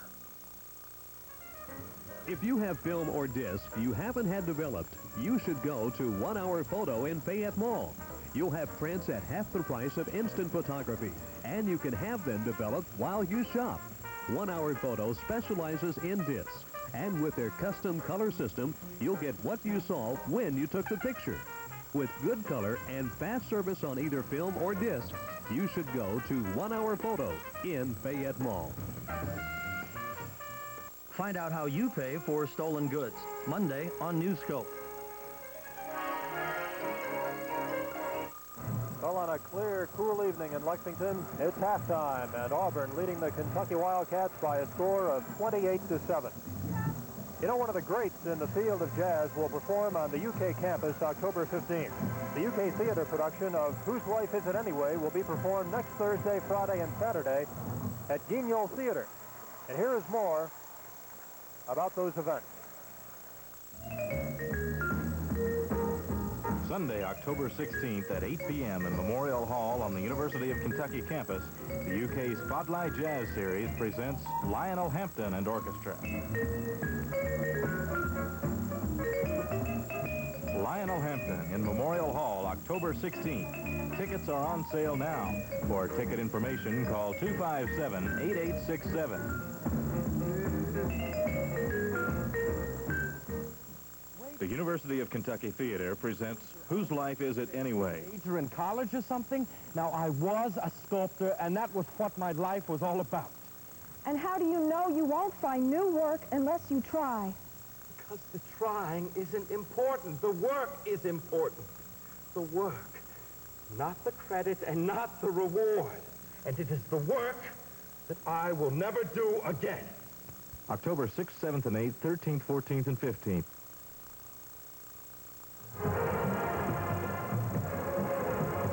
All right, the Wildcat Marching Band continuing with its halftime entertainment as Auburn leads Kentucky here at the intermission by a score of 28-7. We'll be back with the start of the second half in just a moment.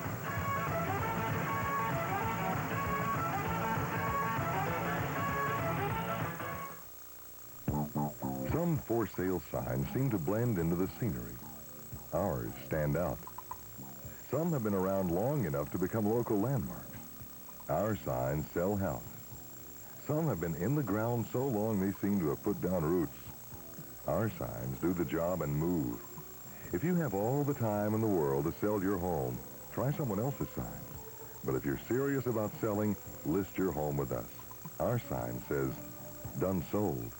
I don't spend a lot of time up here. Just come up now and then to do commercials for this stuff. Golden man-built fiberglass insulation. Sure makes it real comfortable down there all year round. And it really saves energy, too. And it's the same color as your hair, Dad. Well, very observant, Mike. Manville Gold Insulation rebates available now at these dealers. Northside Lumber Company, North Corbin, Lyons Lumber Company, Frankfort, and Stratton Lumber Company, Nicholasville. Well, we are getting ready to begin the second half of play. Auburn will be kicking off as Aldel Greco will tee it up. You look at Pat Dye at the opposite side of the field. Right now, his team leading in this ball game by 21 points. Auburn 28, Kentucky 7. And as far as the first half stats are concerned, I guess you could say, Charlie, they reflect the score. Auburn with 12 first downs, Kentucky with 5. The total yardage, Auburn was 231 yards, Kentucky was 92. Well, they certainly dominated the game at this time, especially in the second quarter. First quarter, it was a fairly even ball game, but they did shut Kentucky down. We're going to find out what kind of character this Kentucky team has, see if they can come back. I'm sure Coach Claiborne really got after them at halftime because they've been their own worst enemy. It hasn't been, well, it has been Auburn, but at the same time, without the mistake in the passing game, without the mistake in the punting game, it very well could be a 14-7, maybe a 17-7 ball game right now. Well, there's Jerry Claiborne as he sends his team out onto the field. Remember, Kentucky was the start of the game, and elected to go with the second half option. Auburn then took the football to start the game. Kentucky will now take the football to start the second half. Going back deep to return the kick for the Wildcats, Mark Logan over to the far side, and Tony Mays comes here to the near side as Del Greco is set to go.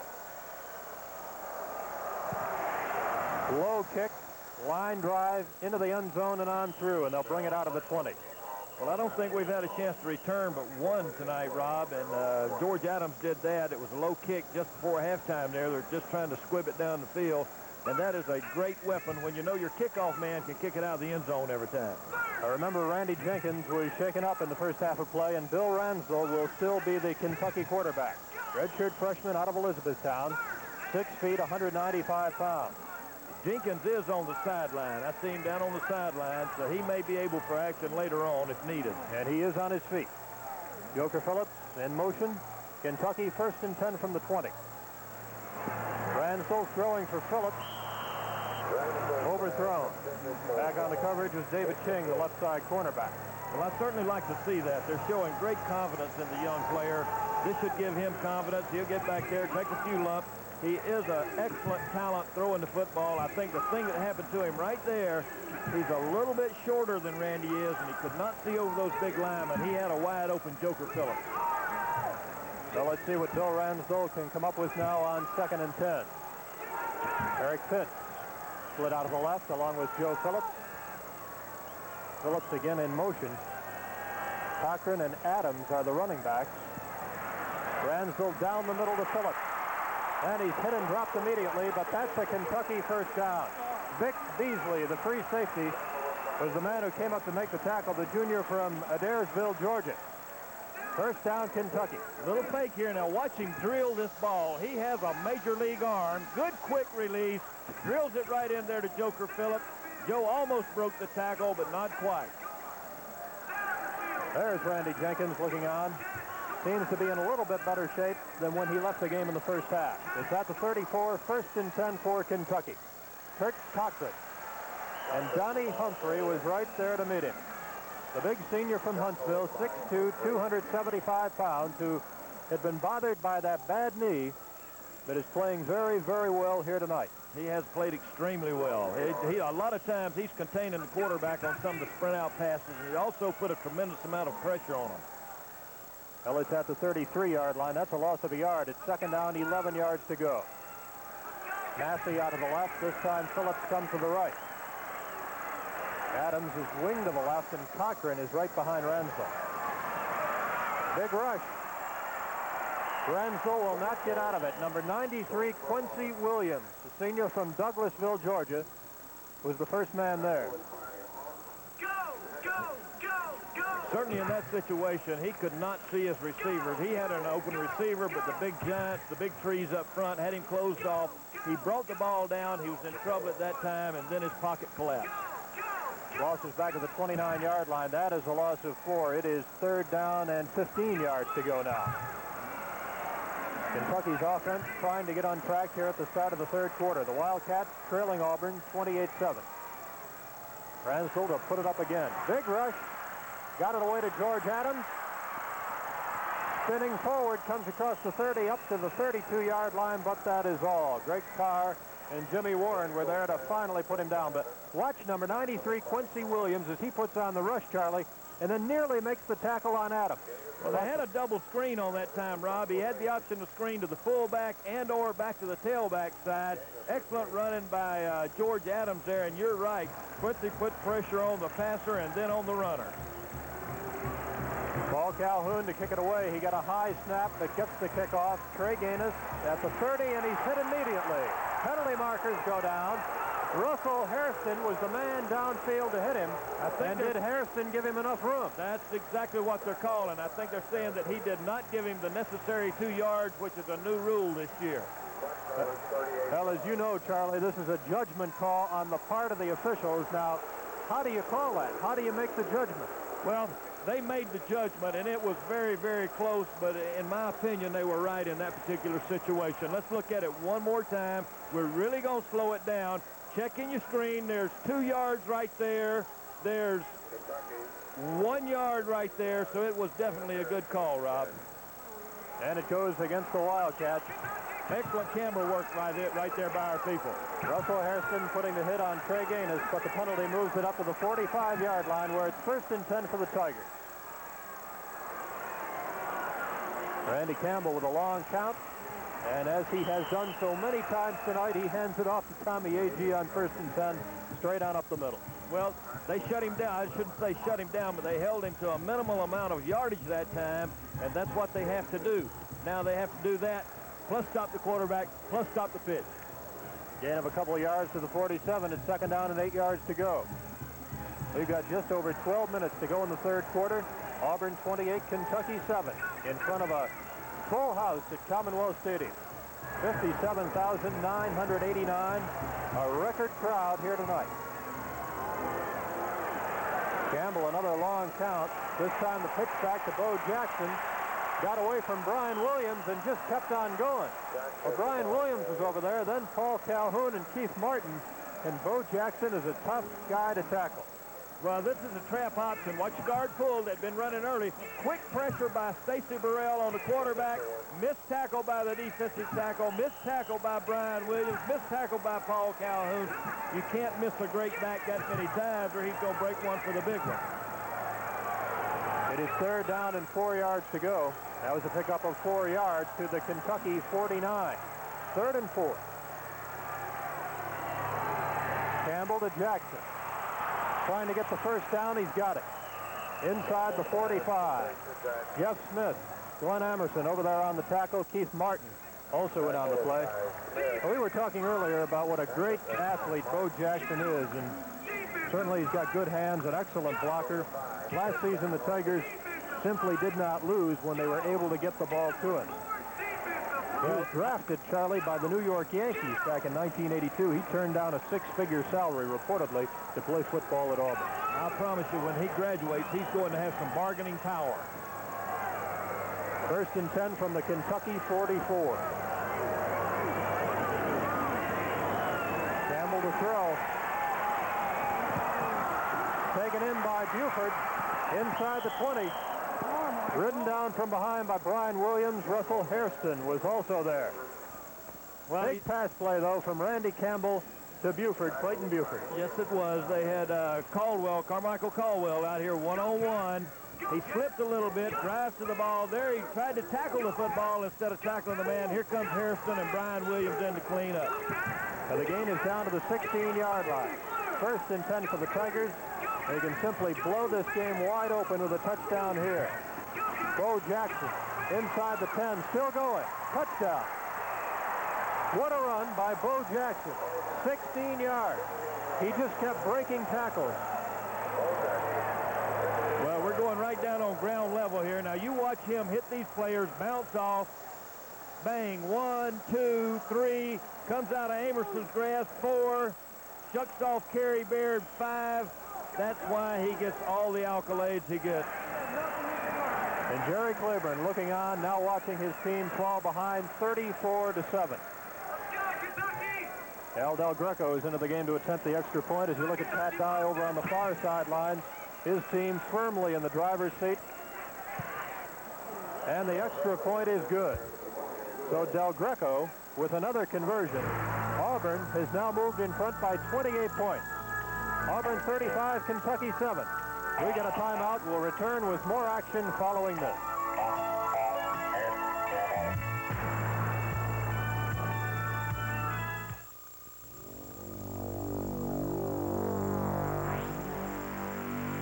Now, at C&H Ryle, the only layaway you will need this Christmas. C&H Ryle has more gift ideas than you can imagine. And just $5 down will lay away any purchase up to $500. The C&H Ryle layaway, worlds apart from the rest.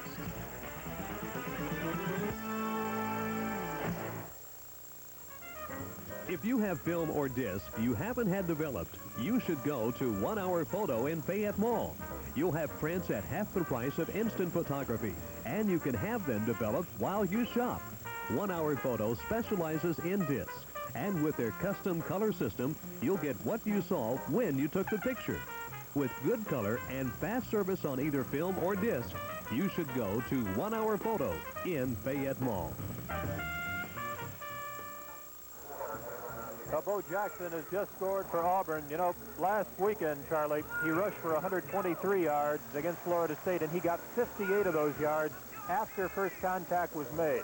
Well, that's just absolutely excellent effort and desire right there. That's a coach's dream when a young man will lay his body on the line and give you effort like that. You can coach any of them. The touchdown coming with 10:44 left to go in the third quarter. Jackson a 16-yard gallop, and it is now 35-7 Tigers.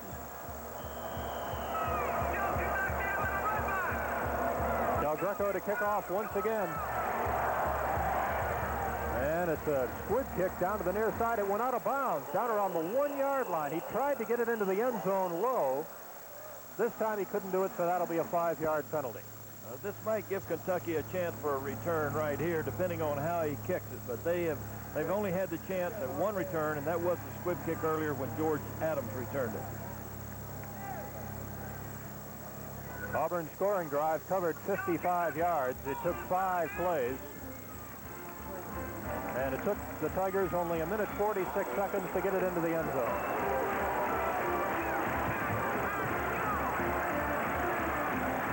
Now the Kentucky band trying to bring this capacity crowd to life. That football team needs all the help it can get right now. Certainly if the fans will get up and really get behind them, maybe it can charge them a little bit. Since midway through the first quarter, it has been all Auburn. And the Tigers now have a commanding 35-7 advantage. Del Greco once again, this time from the 35. Mark Logan going to bring it out of the end zone. I would not say that is very wide. Well, he got it up to the 20-yard line. Well, that happens sometime when you have a great kicker like Del Greco. The kick coverage team will relax just a little bit, and they relax, and he almost made it around the corner. They mark it at the 19. That's where they say he stepped out. There's a good look at Mark Logan. Freshman out of Bryan Station High School right here in Lexington. 1st and 10 for Kentucky. The Wildcats not with very good field position at all. They take over at their own 19. And Billy Ransell is still a quarterback. George Adams, nothing at all. A host of white shirts in there. Harold Hallman, in at nose guard, was in there. Doug Smith getting up out of there, the left side tackle.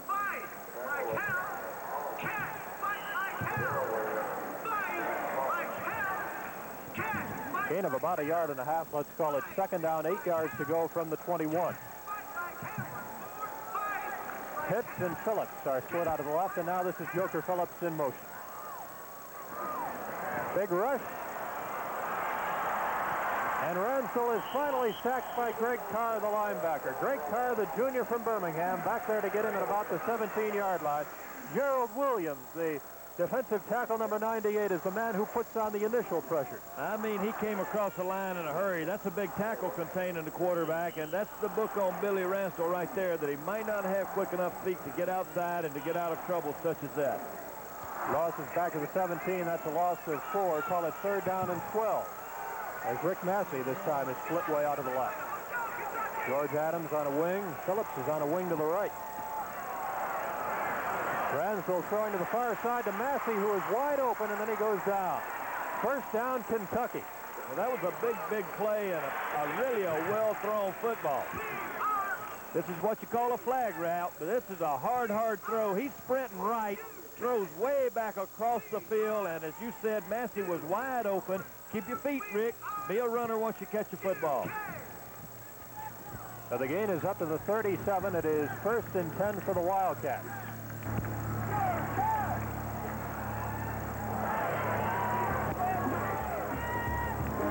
Ransell pitching it on back to George Adams. Gets a block, goes across the 40, up to midfield.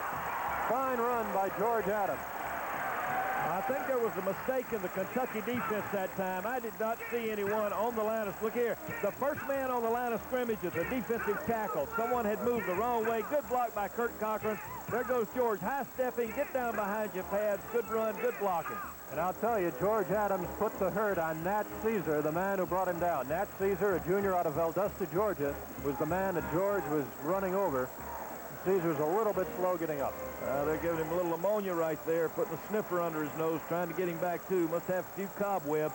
George did turn up that field, and he's big and strong now. And when he hits you, he can rattle you pretty good. Well, Caesar appears to be all right, but he's going to go on out of the lineup. Those legs look a little wobbly to me there, Rob. 8:51 left to go in the third quarter. Auburn leading Kentucky 35-7. It was 28-7 Tigers at halftime. It is marked just across midfield. First and 10 Kentucky. Phillips out to the left, Rick Massey to the right. Ransel lost the snap and got it back right at the line of scrimmage. Well, it might be a good idea because they had a fierce pass rush coming. They were coming right on in the backfield. We're going to take another look at it. Watch the ball pop up right there, hit his chest. He was fortunate to get it. Here's the big tackle coming outside. Very alert play by the linebacker, or they'd have been by him. He might have made some decent yardage there. And that was Greg Carr, again, the linebacker, in on him in a hurry. Second down and 10 from the 50. Ransel throwing, and Tony Mays was not looking. He threw it behind him. Well, they're going to bring a tremendous amount of pressure on this young quarterback. They had people right in his face. However, that's exactly the same pass that Randy Jenkins hit for the touchdown earlier. George Adams coming back into the Kentucky lineup, and Tony Mays comes on out. Oliver White now comes to the sideline. Massey split out to the left. They put Adams on a wing and Phillips on a wing, and Kurt Cochran is behind Ransel. Down the middle, caught by Mark Wheeler. Inside the 30. He's going to score. Touchdown.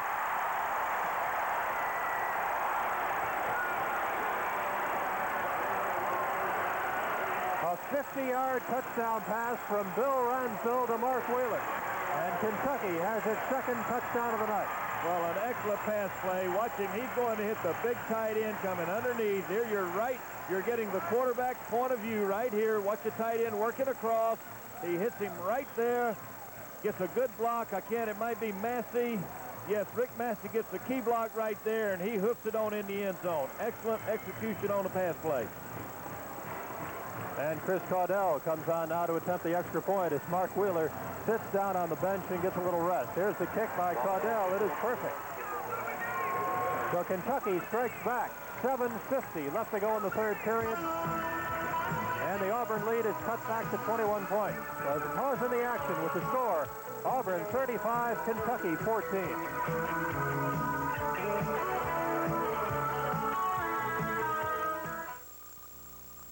Does your copier need a repairman standing by for emergencies? Is your copier repairman at your place more than his?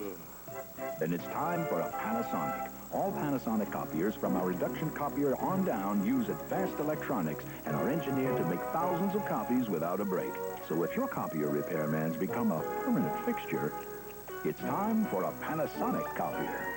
Call Viking Office Products for a free demonstration.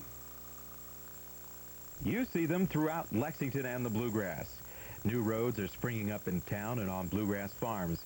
Many of these new thoroughfares were built by Central Rock Company, the company with a reputation as solid as a rock for over 50 years. Central Rock Company, along with Central Rock Paving, provide a solid foundation for farm, commercial, and highway applications. Call 252-2361 or 266-2169 for free estimates and design information. Central Rock Company, 1280 Old Frankfort Pike, the solid choice. Well, the Kentucky Wildcats have served notice that they are not going to give up. If you look at the Kentucky bench, Kurt Cochran down there along with Eric Pitts, Bob Shirtless with number 51. Well, I was impressed with Ransdell in a couple of situations the past two drives. He has really thrown the football in there with authority, even though he's had some pressure, and he does not have that much game experience. He's showing a lot of poise. A 50-yard touchdown pass from Bill Ransdell to Mark Wheeler, and when Wheeler got it, he showed what he could do with it. He sure did. He showed outstanding speed for a big tight end.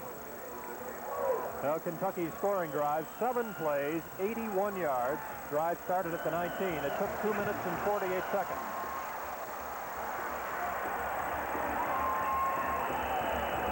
And the kick by Caudell goes over to the far side of the field. And they'll bring it back on out of the 20-yard line, where Auburn will take over first down and 10 yards to go.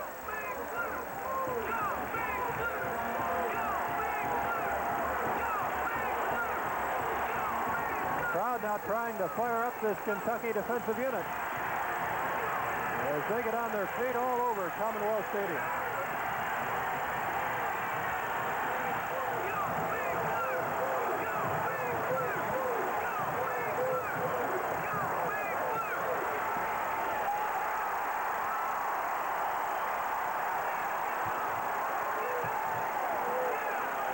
Not much to get there. Kyle Collins carried the ball for Auburn. No gain. It'll be second down and 10 yards to go. Back in at quarterback is Pat Washington, sophomore out of Mobile, Alabama. Played on 1 series in the first half. Well, that was a big hit by John Grinsley that time. He made a strong hit. It is second down and 10 from the 20.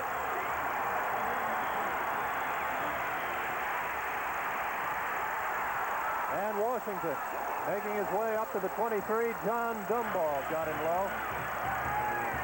Let's take another look at it. All right, here's the trapped option that had been giving Kentucky so many problems with. There goes Stacy Burrell taking the pitch. There's a good play by the defensive end, taking the quarterback, and they shut it down for about a 2 or 3 yard gain. Well, they mark it between the 23 and 24-yard line.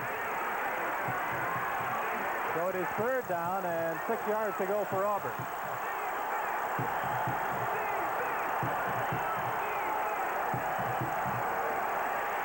Washington gets it away, and Brian Williams is right there.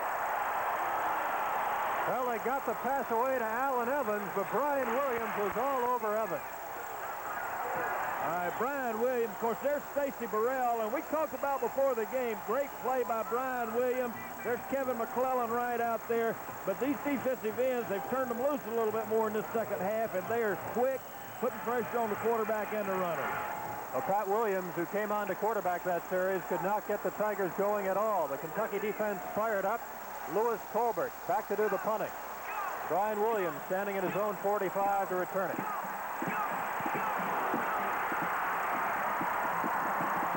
Kick is short, hits at the 40 and takes a Kentucky bounce.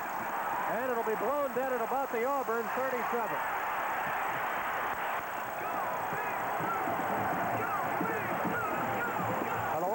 Shirley will get it with excellent field position. Well, this is the best field position they've had tonight. The crowd's very much back into the game. If they can do something with this, Auburn has a problem on their hand if they get a score right here. This will charge them up. It's at the 37-yard line, first and 10 for Kentucky. Choo-Choo Lee tripped up in the backfield on a fine defensive play by Tommy Paul, the freshman from Greenville, Alabama. Play lost about a yard. It'll be second down, 11 yards to go. I'm not sure if there's a breakdown in the formation, but they were 1 man short in terms of being able to run that sweep. There's no one that could block the defensive end.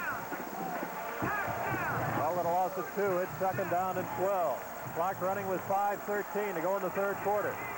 Kentucky just scored on a 50-yard pass play from Ransdell to Wheeler. The Wildcats would like to cash in again. Ransdell gets it away. A fight for the ball. It is ruled incomplete. And Bill Ransdell threw that one as he was going down. Be honest with you, Rob, I thought he was down. I really thought that the referee would, in that particular case, call the ball dead. Yeah, he was very, very close to having a knee down, but they say he got it away, and it falls incomplete. All right, we'll take a little look right here. There's the knee on the ground. Yes, that ball should have been dead right there. So Kentucky gets a break, but it's still third down and 12 yards to go from the 39. Ransdell gets away and is put down back at the 41-yard line. Auburn with another big rush. Dow Upman, Greg Carr in there. John Daly putting on the pressure. Well, and I'm sure that there's a little bit of a timing problem between the quarterbacks and the receivers. I doubt seriously if Bill Ransdell has had an opportunity to work that often with the first-team receivers. Well, we have to be wondering if we'll see Randy Jenkins again in the second half. He appears to be all right.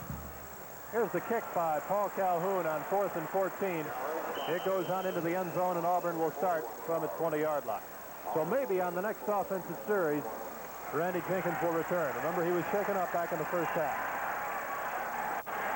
Well, you have to admire Billy Ransdell. He's in the ball game. He came in under some very adverse conditions, and he has put 7 points on the board. And I think we'll see a lot more of this young man as the year goes along to get him some experience, because Randy will graduate this year. Well, Pat Dye is going to stick with quarterback Pat Washington, the sophomore. 1st and 10 from the 20. Handed off straight up the middle.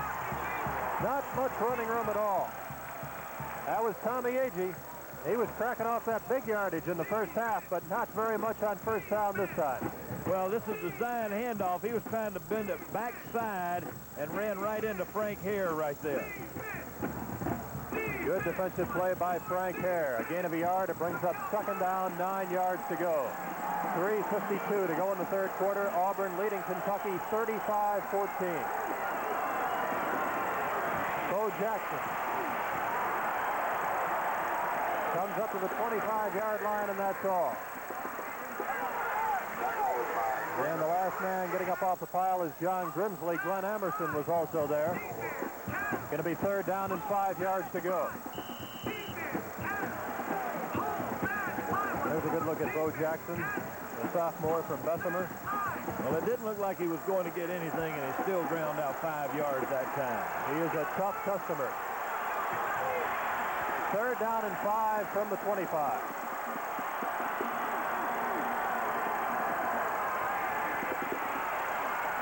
And it's caught by Tommy Carroll over at the far side of the field. That'll be enough for the first down.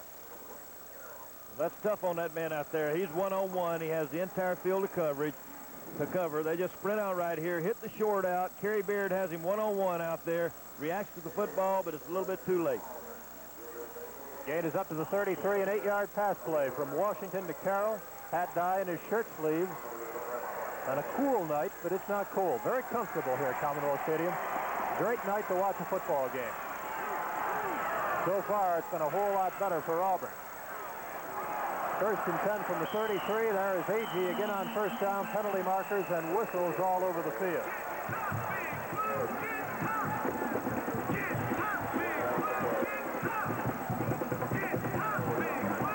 Well, they umpile on the legal procedure against the Tigers. And I imagine Kentucky will take it and mark it back 5 yards. Despite the fact that that was just a short game by Agee. All right, it'll be the right offensive tackle here, Rob. Watch him up there. There's your movement right there, just a hair before the snap. That's what cost them the penalty. I keep looking for that reverse to come back. They had good success with it. It was a big play for them. I look for them to come back before this half is over. Randy Jenkins looking on, waiting for Kentucky's next offensive series, perhaps. 1st down and 15 now from the 28. Washington gets it away and incomplete. Bo Jackson was streaking down the right sidelines, but it went through his hands. Kerry Baird is back there on the coverage. Kerry had gone with the tight end. They'd broken the tight end down through the middle. He was having to cover him deep, and they're swinging Bo Jackson out of the backfield. Has to be the defensive end's coverage in that situation. He just did not pick him up. He was wide open. So now it's 2nd down as they work from their own 28. Clock stop with 2 minutes and 41 seconds left to go in the third quarter. Auburn still with a comfortable 21-point lead over Kentucky. 35-14. Double wide receivers here to the left. Washington to throw again. Incomplete. Intended for Tommy Carroll over the middle. So it falls incomplete. That'll bring up 3rd down and 15 yards to go. What would really be nice here, Rob, is for that Kentucky defense to come up with a 7-pointer just like the Auburn defense did. Kentucky's still in a deep hole, needing 21 points to get even. Figure with one good break, he could get back in this football game. Washington, in and out of the hands of Bo Jackson. Well, I guess we were too nice to him, talking about what a great athlete he was, and he's dropped 2 in a row. That happens sometimes. Yeah, what did I say? Good hand, an excellent blocker. Well, he is. They may feel that they've got enough of a lead right now, or they got so far ahead, they might have relaxed a little bit, and that'll happen to you sometime when you jump out to a big league. You relax, and you don't function. You don't have the intensity that you need. Lewis Colbert to punt it away, and Brian Williams is standing back at his 35 to return it. Good snap. Russell Hairston tried for the block, but didn't get it.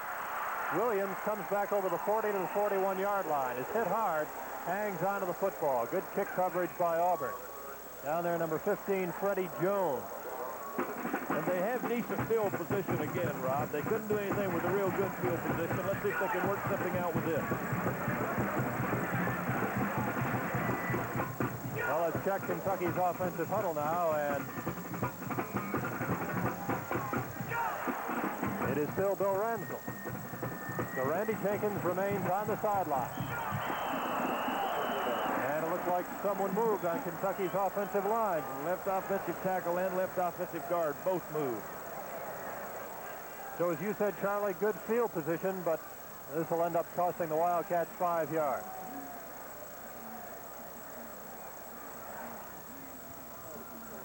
Well, again, that's the type of thing that'll happen once in a while. When you put another quarterback in there, his cadence changes a little bit. The flexion of his voice is a little bit different. You work them to try to get them the same, but when you're in a ball game, the excitement and everything, sometimes they'll break it, and that's what happens. Well, the mark-off is from the 41 back to the 36, and it's first down and 15 yards to go. Time starting to get short here in the third period. 2 minutes, 23 seconds left to go in the quarter. Auburn 35, Kentucky 14.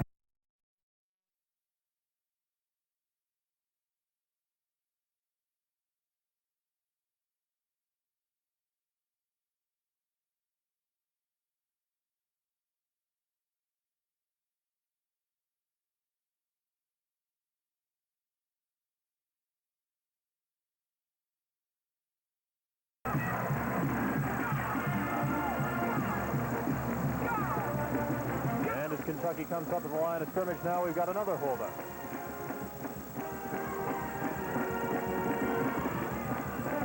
Over at the Kentucky sidelines, apparently Coach Claiborne wanting an explanation on something.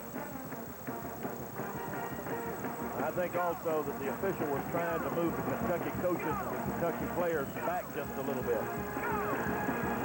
Now we're ready to go. Massey goes out of the left. Joe Phillips comes here to the right. First and 15 from the 36. And Ransel again overthrows Joe Phillips here at the near sideline. David King was there on the coverage for Auburn. Well, the timing was there that time. He just overthrew it a little bit. That's the second time on that particular pass play that has happened to him. Might be something that he needs to work on during the week. Kentucky trailed 28-7 at halftime, then fell behind 35-7. The Wildcats have come back to make it 35-14. But they're still in a big, big hole here late in the third quarter. Ransel, Cisco Bryant wide open, and they're going to call it a catch. They call it a catch at the 47-yard line. Well, the official made a mistake. He stopped the clock. We have a replay here. Good snap throw right here. Hits him right in the hand. Excellent timing on the play. Kicked it up. Watch him pull it back inside. The clock should not have been stopped. It comes up to the 47-yard line. It is still short of a first down by about 4 yards. Fine play by Cisco Bryant to hang on to that football. Third down and 4 from the 47. Right down the middle to Oliver White. And he is stacked up by Tommy Powell. Also there was Jeff Jackson, the linebacker, but that's a Kentucky first down.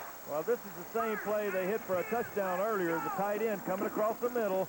Excellent throw in there. And Oliver White is a load when he catches that football. Watch him fight for that extra yardage.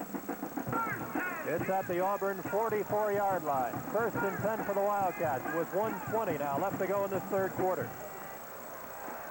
Kentucky shifting in the backfield. Cornell Burbage split out of the left.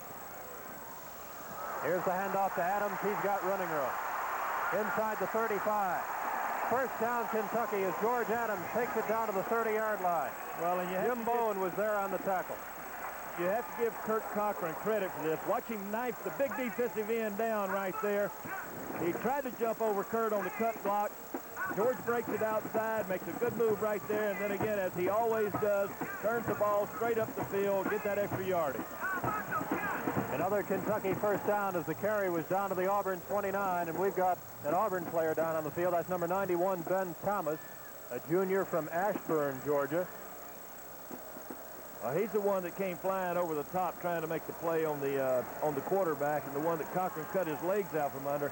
I think that's twice or 3 times that's happened where they're coming over the top. These Kentucky fullbacks may have to take them on a little bit higher to keep them from getting over the top, because he almost got to Ransdell that time. There's Chris Caudell working with his leg on the sideline as Ben Thomas makes it off the field under his own power. I think he was just a little bit shaken up.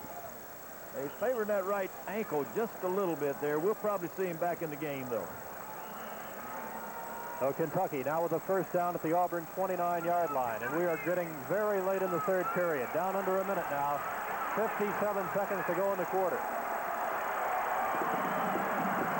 Ransdell to throw. And it's caught by Joe Phillips. Phillips fighting his way forward down to the 2-yard line. Boy, am I impressed with Ransdell on that play. That was not his primary receiver. They broke the coverage, and Joker Phillips was wide open down the middle, and he saw it and nailed it. They start Joker inside in motion, driving into the middle to hold the safety. The tight end's his primary. Watch him go to Joe Phillips, though. An excellent, tough running by Joe Phillips. Watch him go to the goal line. He couldn't quite make it. That's a good tackle right there, but good effort by both young men. It is at the 2-yard line. First and goal. Kirk Cochran trying to take it up the middle. He did not get into the end zone. Just short. Number 42, Jeff Jackson, the linebacker, was there on the tackle for Auburn. Looks like we're about a yard short, Rob, maybe a yard and a half. Kentucky trying to fight its way back into this football game after trailing 35-7. It is now 35-14. A touchdown here as time runs out in the third quarter. A touchdown here would make it 35-21. And the game would still be very, very winnable.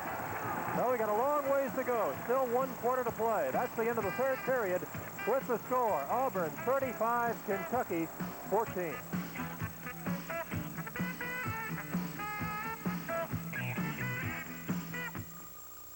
I don't spend a lot of time up here. Just come up now and then to do commercials for this stuff. Golden man-built fiberglass insulation. Sure makes it real comfortable down there all year round. And it really saves energy, too. And it's the same color as your hair, Dad. Well, very observant, Mike. Manville Gold Insulation rebates available now at these dealers: Car Building Supply Moorhead, Lawson and Crane Lumber Company West Liberty, and Warren Lumber Company Mount Sterling. Did you know at Mid-South Dental Centers now you can get dentures or partials that are right for you at a price you can afford and in one day? They have personalized, characterized, and standard dentures and all types of partials and do most types of general dentistry for the rest of your family. Don't let your smile embarrass you any longer. Call the Mid-South Dental Center at 365 Main Street in downtown Hazard. Phone 439-5888 for Dr. Roger McAlpin, DMD. Well, there's the story as we head into the fourth quarter. 35-14 Auburn, but the Wildcats have not given up. And right now they've got it down at the Auburn 1-yard line. It is second down and goal. Big play. They need to get this ball in right here. I think they'll go for it on all 4 downs, Rob, if they don't make it earlier. Here's Ransdell trying to bootleg in for the touchdown. He did not get there. Ransdell almost slipped as he countered back around the 4. Luckily for the Wildcats, he did not. We had a lot of penetration on the play. He almost got caught back at the 5-yard line. Well, now it's a third down play, and it's still at the 1. About a yard away, 3rd and goal at the 1. You want to take bets on this being George Adams up and over the top?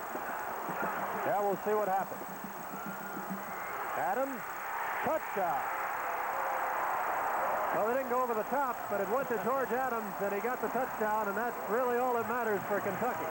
Well, I think you have to give George credit on that because, again, the left defensive tackle, the man over our right offensive tackle, had big penetration. He saw he did not have a chance to go up and over. He broke it outside and just did get it across the goal line. A 1-yard touchdown run by George Adams. Kentucky is now drawn within 15 points. And Chris Caudell will try to pull his team 1 point closer.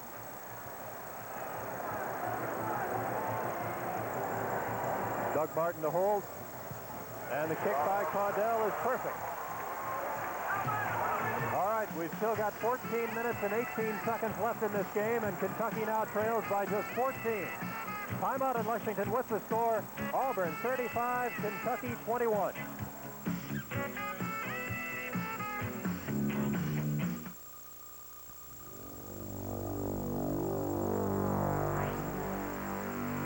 Now, at C&H Ryle, the only layaway you will need this Christmas.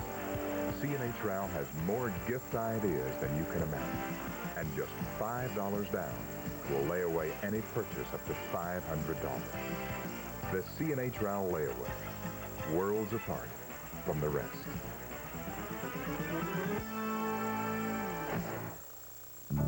You can be part of the very special kind of love between Kentucky people and their horses. Begin your visit to the 1,000-acre Kentucky Horse Park with an old-time horse-drawn tour. See the spectacular museum that you'll talk about for months. Feel at home in our fully equipped campground. And plan ahead for some of the many events coming. You can write for a complete schedule. Experience the wonders of the world of horses with a full day of unique fun at the only park dedicated to them, the Kentucky Horse Park. Well, up until the midway point of this third quarter, it had been all Auburn, but Kentucky has battled back a 50-yard touchdown pass from Bill Ransdell to Mark Wheeler. That made it 35-14. George Adams, a short touchdown run. Now it's 35-21. And Charlie, we got a football game. Pat Dye's got to be concerned. Well, I'm sure that he is very, very concerned because he had the momentum and really had the game. But this Kentucky football team is coming back and coming back strong. Chris Caudell teeing it up at the 40. The Kentucky scoring drive, 59 yards, 7 plays, and it took 3 minutes and 15 seconds. No one is left. Everybody is still here at Commonwealth. Auburn looking for the onside kick. That's hard to believe. If he could pooch that thing down there somewhere. That's exactly what he tried to do as Auburn pulled everybody up. Kick goes over to the far side. It's taken by Lionel James. And Lionel James breaks free. Chris Caudell back there. And Caudell hauls him down at the 40-yard line of Kentucky. That backfired just a little bit. I think that was the thing to do. Watch him start right up the side, right up the left side here. Now break right. He runs away from it. And number 6 there, Russell Harrison, lost his position, and he tried to go over and make the tackle on the sideline. They broke it outside of him, and that's what you tell Caudell to do. Hold on until help comes. All right, Auburn's got it down at the Kentucky 43 now, 1st and 10. Just over 14 minutes left to go in the game. Randy Campbell back in at quarterback. He pitches it back to Bo Jackson. And Jackson has to fight for every yard he gets. But he got a bundle of them, Charlie. A good gain. Looks like he got about 8 or 9. That was well played, but again, a missed tackle. Host of blue shirts over there to bring him down. Scott Schroeder was among them. But the gain is down to the Kentucky 34. It is just shy of a first down. 2nd down and 1. Now we need the turnover, Rob. We need them to make a mistake right here. A holding, something to push them back and get this Kentucky group a little breathing room. Clayton Buford split out of the right. And the handoff goes to Agee, straight up the middle. Jeff Smith in on the tackle. See if it's enough for the first down now.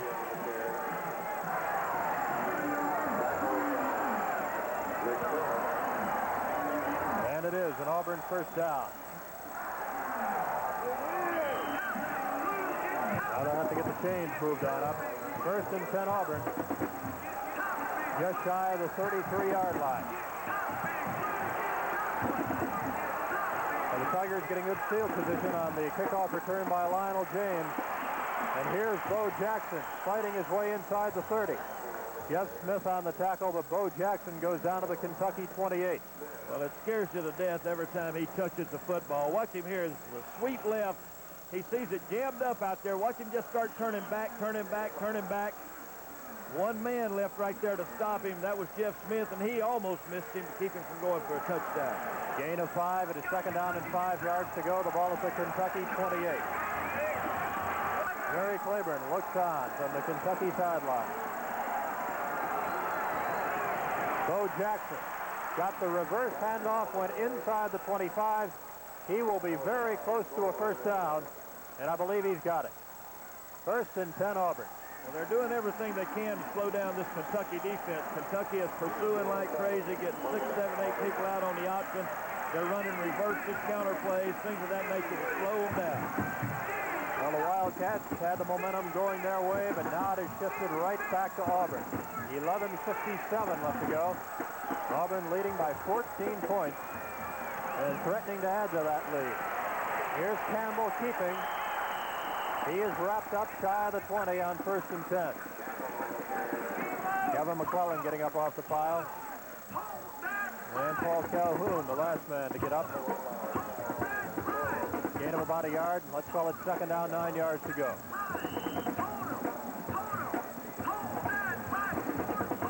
I wouldn't, let's just kind of look for a reverse or some type of trick play right here. Second and 9 from the 20. And they pitch it back to Buford. Buford down the sideline. Knocked out of bounds at the 1-yard line. And Charlie, you have called it again as they come with the reverse. And Clayton Buford takes it down to the Kentucky goal line. Well, I think after you've been around it a while, you get a feel for it. But this is the same play they ran for a big long gain earlier. There was just the normal full-back fake, and they pitch it out to him, and he had a wall of blockers, and he's trying to go for the goal line right there. He got it inside the 1. So Auburn has it first and goal right down at the Kentucky goal line. And the Tigers can simply take a big, big step towards putting this game away right here. They can move ahead again by 21 points.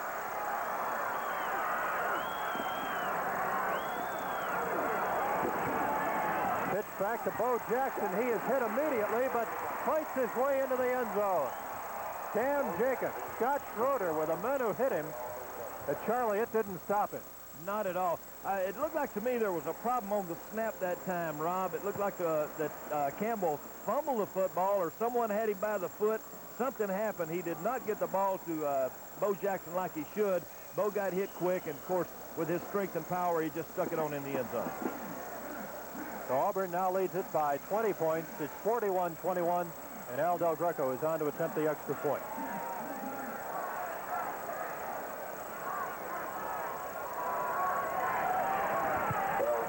Del Greco is perfect. Del Greco out of Coral Gables, Florida, incidentally, a high school teammate of Cam Jacobs, who plays for the Wildcats. Well, we got exactly 11 minutes left to go. And the outlook is not good for Kentucky. There's a pause in the action with the score. Auburn 42, Kentucky 21. Does your copier need a repairman standing by for emergencies? Is your copier repairman at your place more than his? Then it's time for a Panasonic. All Panasonic copiers from our reduction copier on down use advanced electronics and are engineered to make thousands of copies without a break. So if your copier repairman's become a permanent fixture, it's time for a Panasonic copier. Call Viking Office Products for a free demonstration. Some for sale signs seem to blend into the scenery. Ours stand out. Some have been around long enough to become local landmarks. Our signs sell houses. Some have been in the ground so long they seem to have put down roots. Our signs do the job and move. If you have all the time in the world to sell your home, try someone else's signs. But if you're serious about selling, list your home with us. Our sign says, done sold. Well, the Auburn Tigers are once again in command. They marched 43 yards on 7 plays, took 3 minutes and 8 seconds. They have moved ahead 42-21. Auburn, of course, got that good kickoff return by Lionel James. Set them up in good field position, and they capitalized on it. Mark Logan, number 25, back to return the kick, along with Tommie Agee, who is going over to the far side of the field. And again, the kick of Greco. Tommie Agee at about the goal line, comes up to the 15, over the 20, and is driven out of bounds just shy of the 25. So Kentucky now ready to go to work offensively. The offensive unit coming out onto the field, and a quarterback still will be Bill Ransell. We have not seen Randy Jenkins since he was shaken up in the first half. Well, I wonder if he hurt his neck. He has a neck brace on right now. I guess he could play if he has to, but in this particular situation, I feel they'd rather give Ransell some experience. It's at the 24, first and 10 for Kentucky. And the pass to Joker Phillips at the 30. Eludes one tackle, and now is going to lose a little bit of yardage as he is finally nailed, and nailed hard by number 99. That is Doug Smith, the defensive tackle. Joe will learn pretty soon that he doesn't want to go back in there where the big trees are. Take another look at this, but Phillips just about had the first down. Let's see how close he came to the 30-yard line. Well, the ball should be blown dead right here. Right there, they should have blown the ball dead. It should have been called dead. However, that's good effort on his part. There's the big man coming back in to hit him. Probably outweighs him 100 pounds. It's at the 27.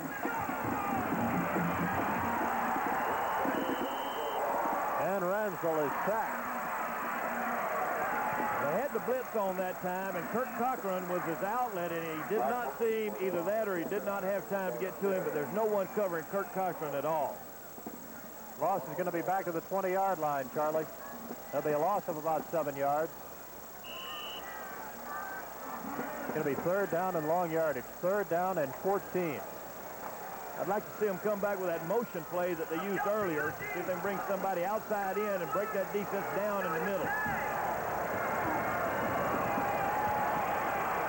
Ransell again to the air, and this one's taken in by Rick Massey up at the 33-yard line. Now that is very close to a first down. They have to get to the 34. Let's see exactly where they mark it. Good poise right here. This is not his primary. He's starting to scramble. He finds Rick Massey. Rick catches the football. I think he might have had a little bit more forward progress than what they gave him, but I believe he's short by a couple of feet. He was right at the 34, Charlie, and then he had to come on back for it.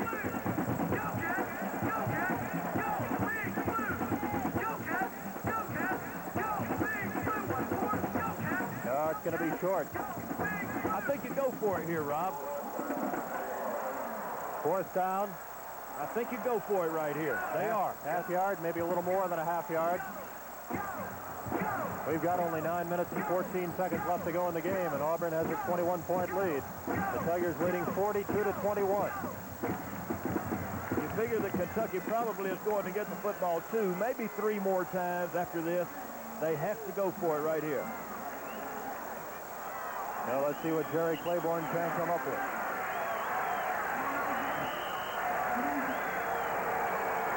Clock starts up, and it's running with 9:10 left to go in the game.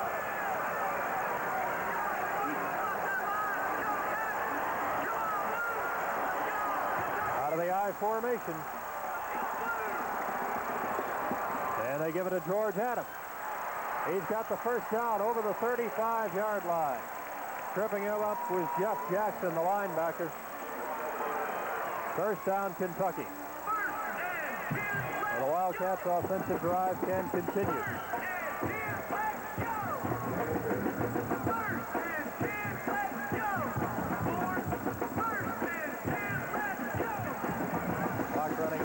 8:40 left to go in the game. Joker Phillips coming to the left. Rick Massey goes out of the right. And Ransdell will go right to the air. Phillips is open. He's driven out of bounds up at the 45-yard line.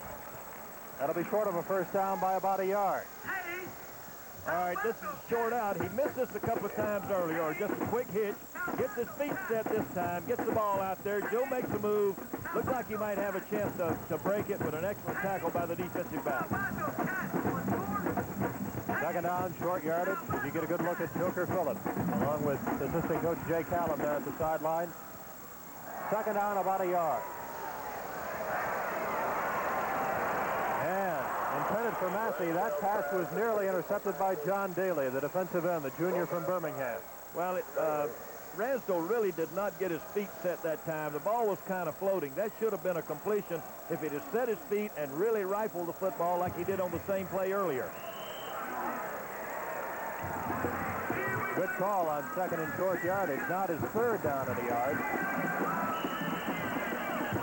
And the clock stopped with 8:20 left to go, and Kentucky is going to go for a timeout.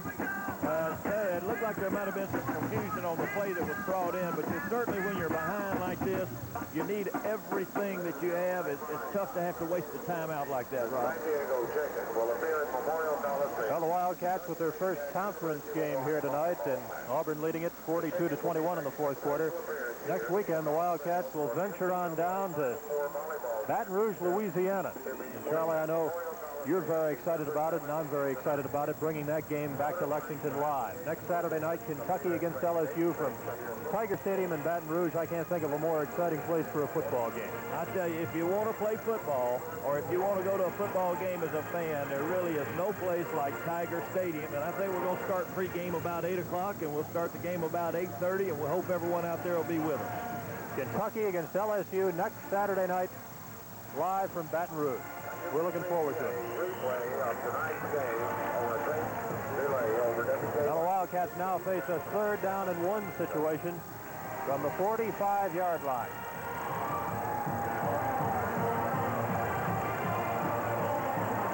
Here's George Adams over the 50. George needed just a step or two more to break it. Sure did, and George is just an outstanding back. You just wish he had that step of speed. It's the same play they've been running earlier. Watch him hand the ball off. Good block by Kurt Cochran. He breaks it outside. Good move, makes the defensive back miss. Gets caught from behind. Gerald Robinson, number 95, was the man who brought him down.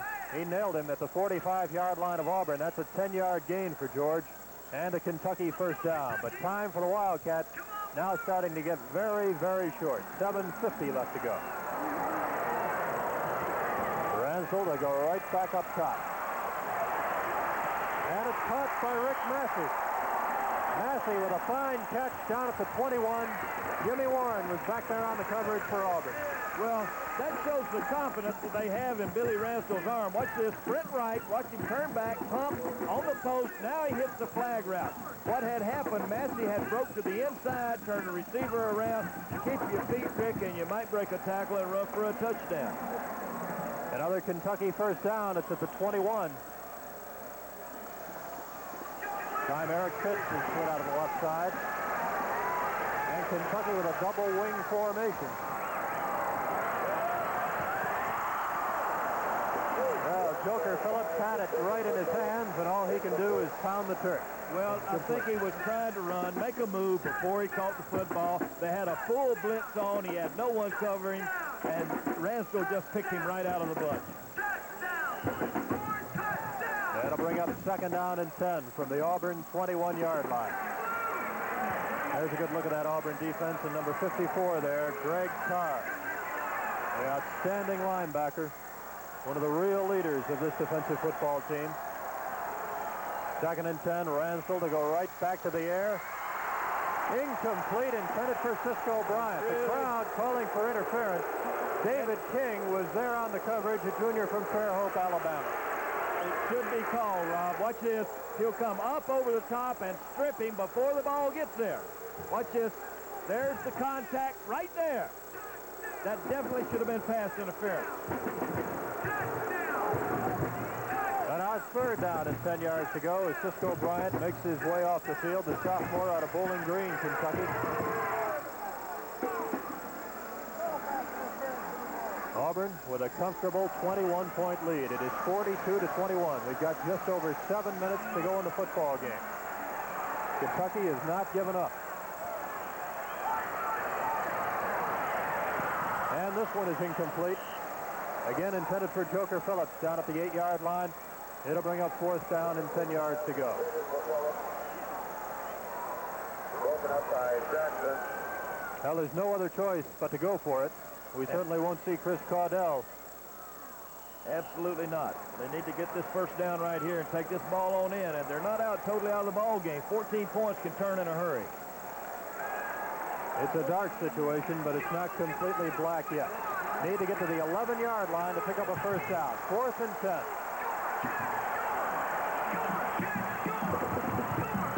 Ransville gets it away to Cochran, and he gets a couple of yards. That's all. John Daly, number 96, was there to put him down, the defensive end, and the ball goes over to the Auburn Tigers at about the 19-yard line. Well, I think Billy Ransville just learned a lesson. 2 or 3 coaches went to him on the sideline, not in anger, but telling him, Billy, on 4th down, you have to give yourself a chance to get the first down. You've got to throw the ball up the field, not to an outlet receiver. So Auburn takes over with just over 7 minutes left to go. And this is when the Tigers can just start killing time. Got a new quarterback into the game now for Auburn. That's number 17, Mike Mann. He's a junior. First we've seen him tonight. He hands it off straight up the middle. For 23, Kyle Collins. Sophomore from Gadsden, Alabama. Russell Hairston was the man who brought him down, but there's that first down play where they just hand it off straight on up the middle, Charlie, and it's paid big dividends for them all night. Well, their quarterbacks are doing a good job of reading. There's a lot of stunning going on in Kentucky's interior defensive line, and they're reading it well. The first down at the Auburn 34. And again, they hand it off straight on up the middle. Kyle Collins gets it up to about the 38, 39-yard line. Pickup of about 5 yards. It'll be second down, 5 yards to go. Well, I think you'll start seeing Kentucky gambling a little bit on defense. They'll start bringing linebackers and start blitzing, trying to create a turnover, try to take the ball away from them. Of course, they're going to just try to stuff Kentucky right on down the ball field. Second down, 5. Some of the fans now starting to head for the exit.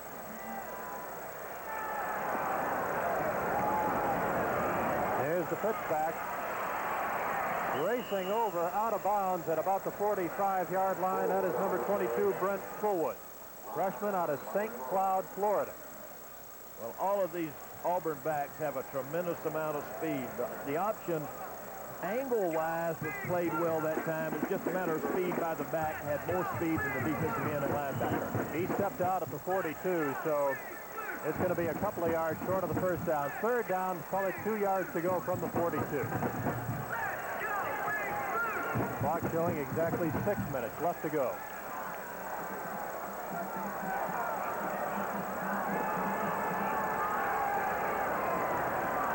And this time Mann pitches it to Fullwood. He's got the first down at the 45-yard line. Got about a yard more than he needed. Steve Mazza getting up off the pile for the Wildcats. He made the initial contact. First and 10 for Auburn. And the clock now running under 6 minutes. So all Auburn has to do now is grind it out. 21-point lead, 42-21, and the Tigers will have their 4th victory of the season in the bag. And they're in a perfect offense to do exactly that, grind it out. That is Kyle Collins getting the handoff again. I beg your pardon, that's 33, Alan Evans. So Evans takes it across midfield and down into Kentucky territory, down to about the 48, where Russell Hairston was right there to hit him. But another big gain on first down. Call it a gain of 7. It'll be second down, 3 yards to go.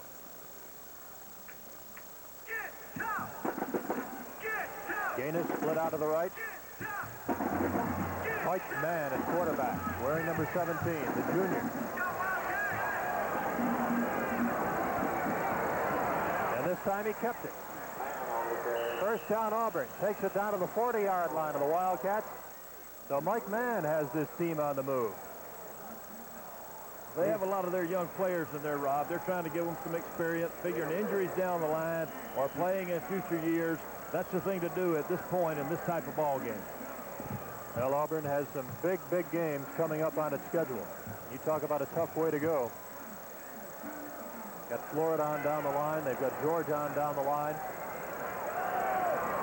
From the 40, 1st and 10. Mann will keep it. And another big game, slicing off now big chunks of Kentucky territory as he takes it inside the 35 to about the 32. Kentucky's still playing that base defense. I really thought they would start stunning, trying to create a turnover of some sort. Clock now down to about the 4-minute mark. Auburn leading 42-21 as time now slowly starts to drift away. 2nd down and about a yard. And that's Tim Jesse. With the reverse handoff, goes inside the 25-yard line, and Tim Jesse has another Auburn 1st down. The way it's starting to look, Charlie, the Tigers will tack on at least one more here and win this game by a bundle of points, probably 49-21. That's the way it looks. Of course, they could stop them and make them go for a field goal. There's Randy Jenkins with that protector around his neck, shaken up in the first half and did not return here in the second half as Bill Ransdell, quarterback the Wildcats, the rest of the way. That's Collins, number 23, Kyle Collins. Well, Auburn's doing exactly what it wanted to do, Rob. They're burning clock. They're moving the ball steadily down the field. They have not had to give it up in over 2.5 minutes. John Grinsley in on the tackle for Kentucky. It's at the 20-yard line. Fullwood carried on the next play, not Collins, Brent Fullwood. At the 20, 2nd down, 7 yards to go.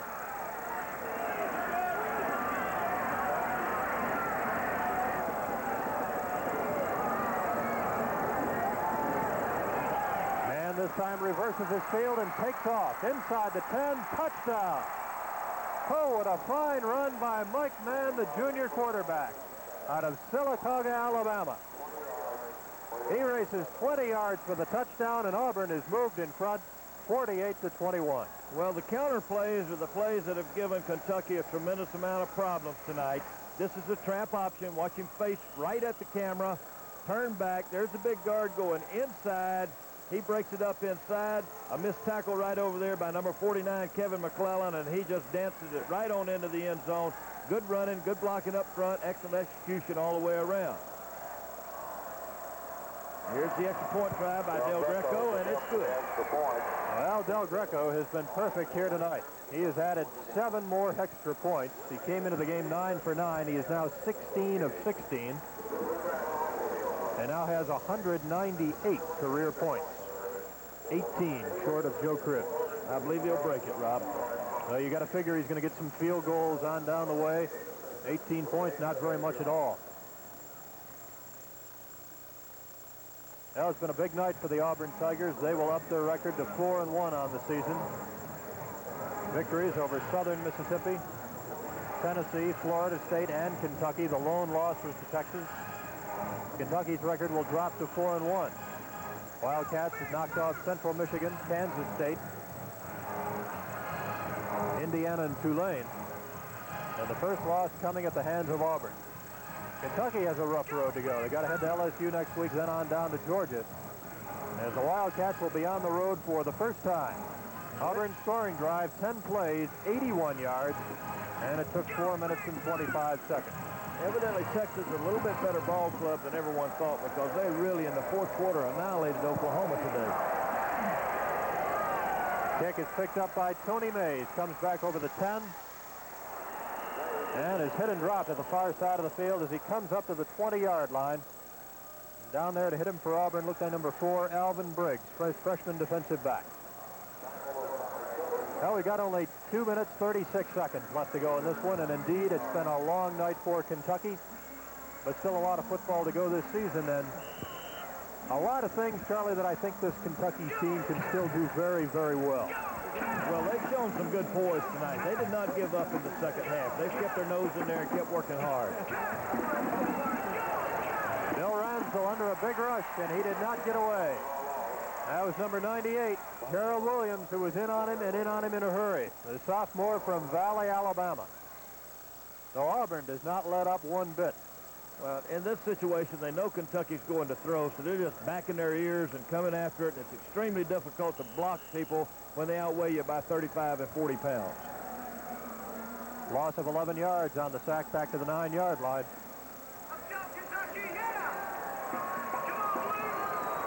Cornell Burbage now split out of the left side as Kentucky sets in an I formation. Here's the draw as they hand it off to Tony Mays. And he can't get away from number 51, Jim Bone, the right side linebacker. He's a junior from Columbus, Georgia. Clock running with 1:39 left to go.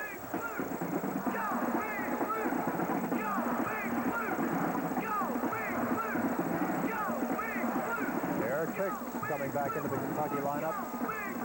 Eddie Simmons and Matt Lucas come on out. Pitts split to the left, and Cisco Bryant goes out of the right. Third down, 17. And Ransel can't find anybody open. Auburn with great coverage in the secondary.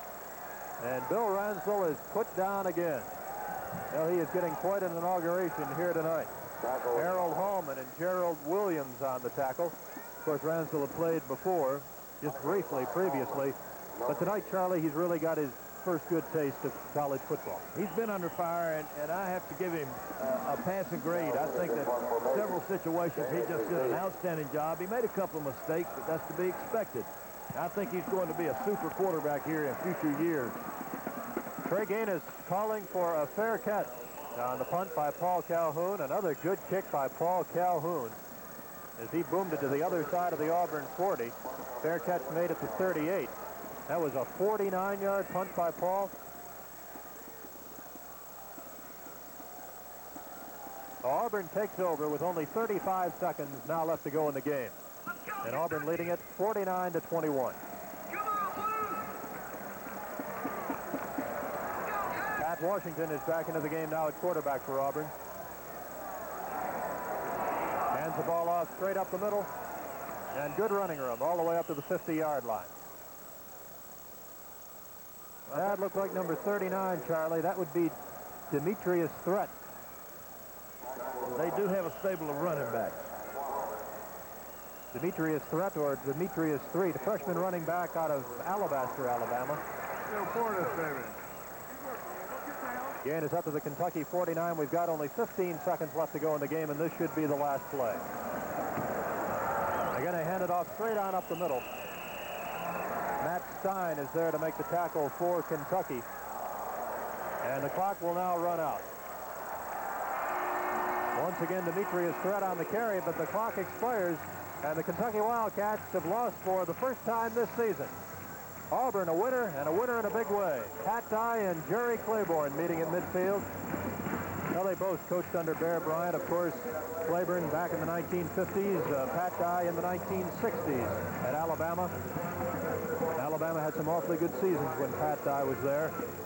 Now Auburn's having some very, very good seasons. Well, he was an outstanding player at Georgia. I have a good friend that's coaching over at Georgia, told me that he's the meanest football player that ever played at the University of Georgia. Now, that's quite a statement right there.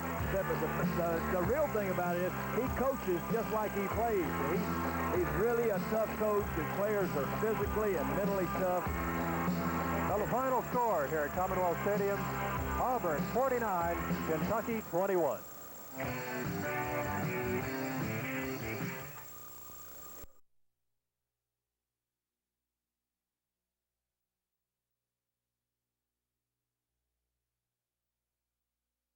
Since 1969, when Indiana scored 58. 49 for Auburn, 21 for Kentucky. Well, they played an outstanding football game. As we talked about in the pregame show, I see 21 points as a result of mistakes that we talked about. The interception for the touchdown, the punt return gave them good field position. The kickoff return after Kentucky had scored probably was the backbreaker. That's 21 points right there. It should have been a closer ball game if they don't make those mistakes.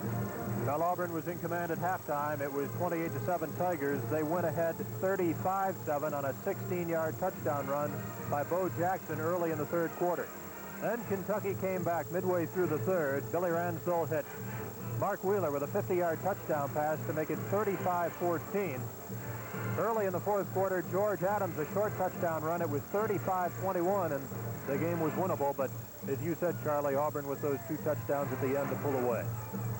Well, they're certainly deserving at this time of having the number 7 ranking in the country. We mentioned it earlier. Evidently, Texas is an outstanding team. That's the only team they've lost to. They've just played great football since that time. All right, next weekend, Kentucky heads down to Baton Rouge, Louisiana to take on the Tigers of LSU. Once again, our final score here tonight at Commonwealth, Auburn 49, Kentucky 21. For Charlie McCullers, this is Rob Bromley. So long, everybody.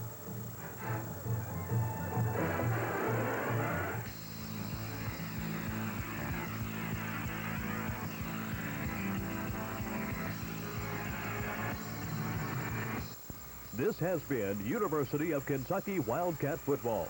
Tonight's game was brought to you in part by Lexington Coffee Products, Central Rock Company, the Kentucky Horse Park, Police Incorporated, Stud, C&H Ralph, and your local Manville dealers.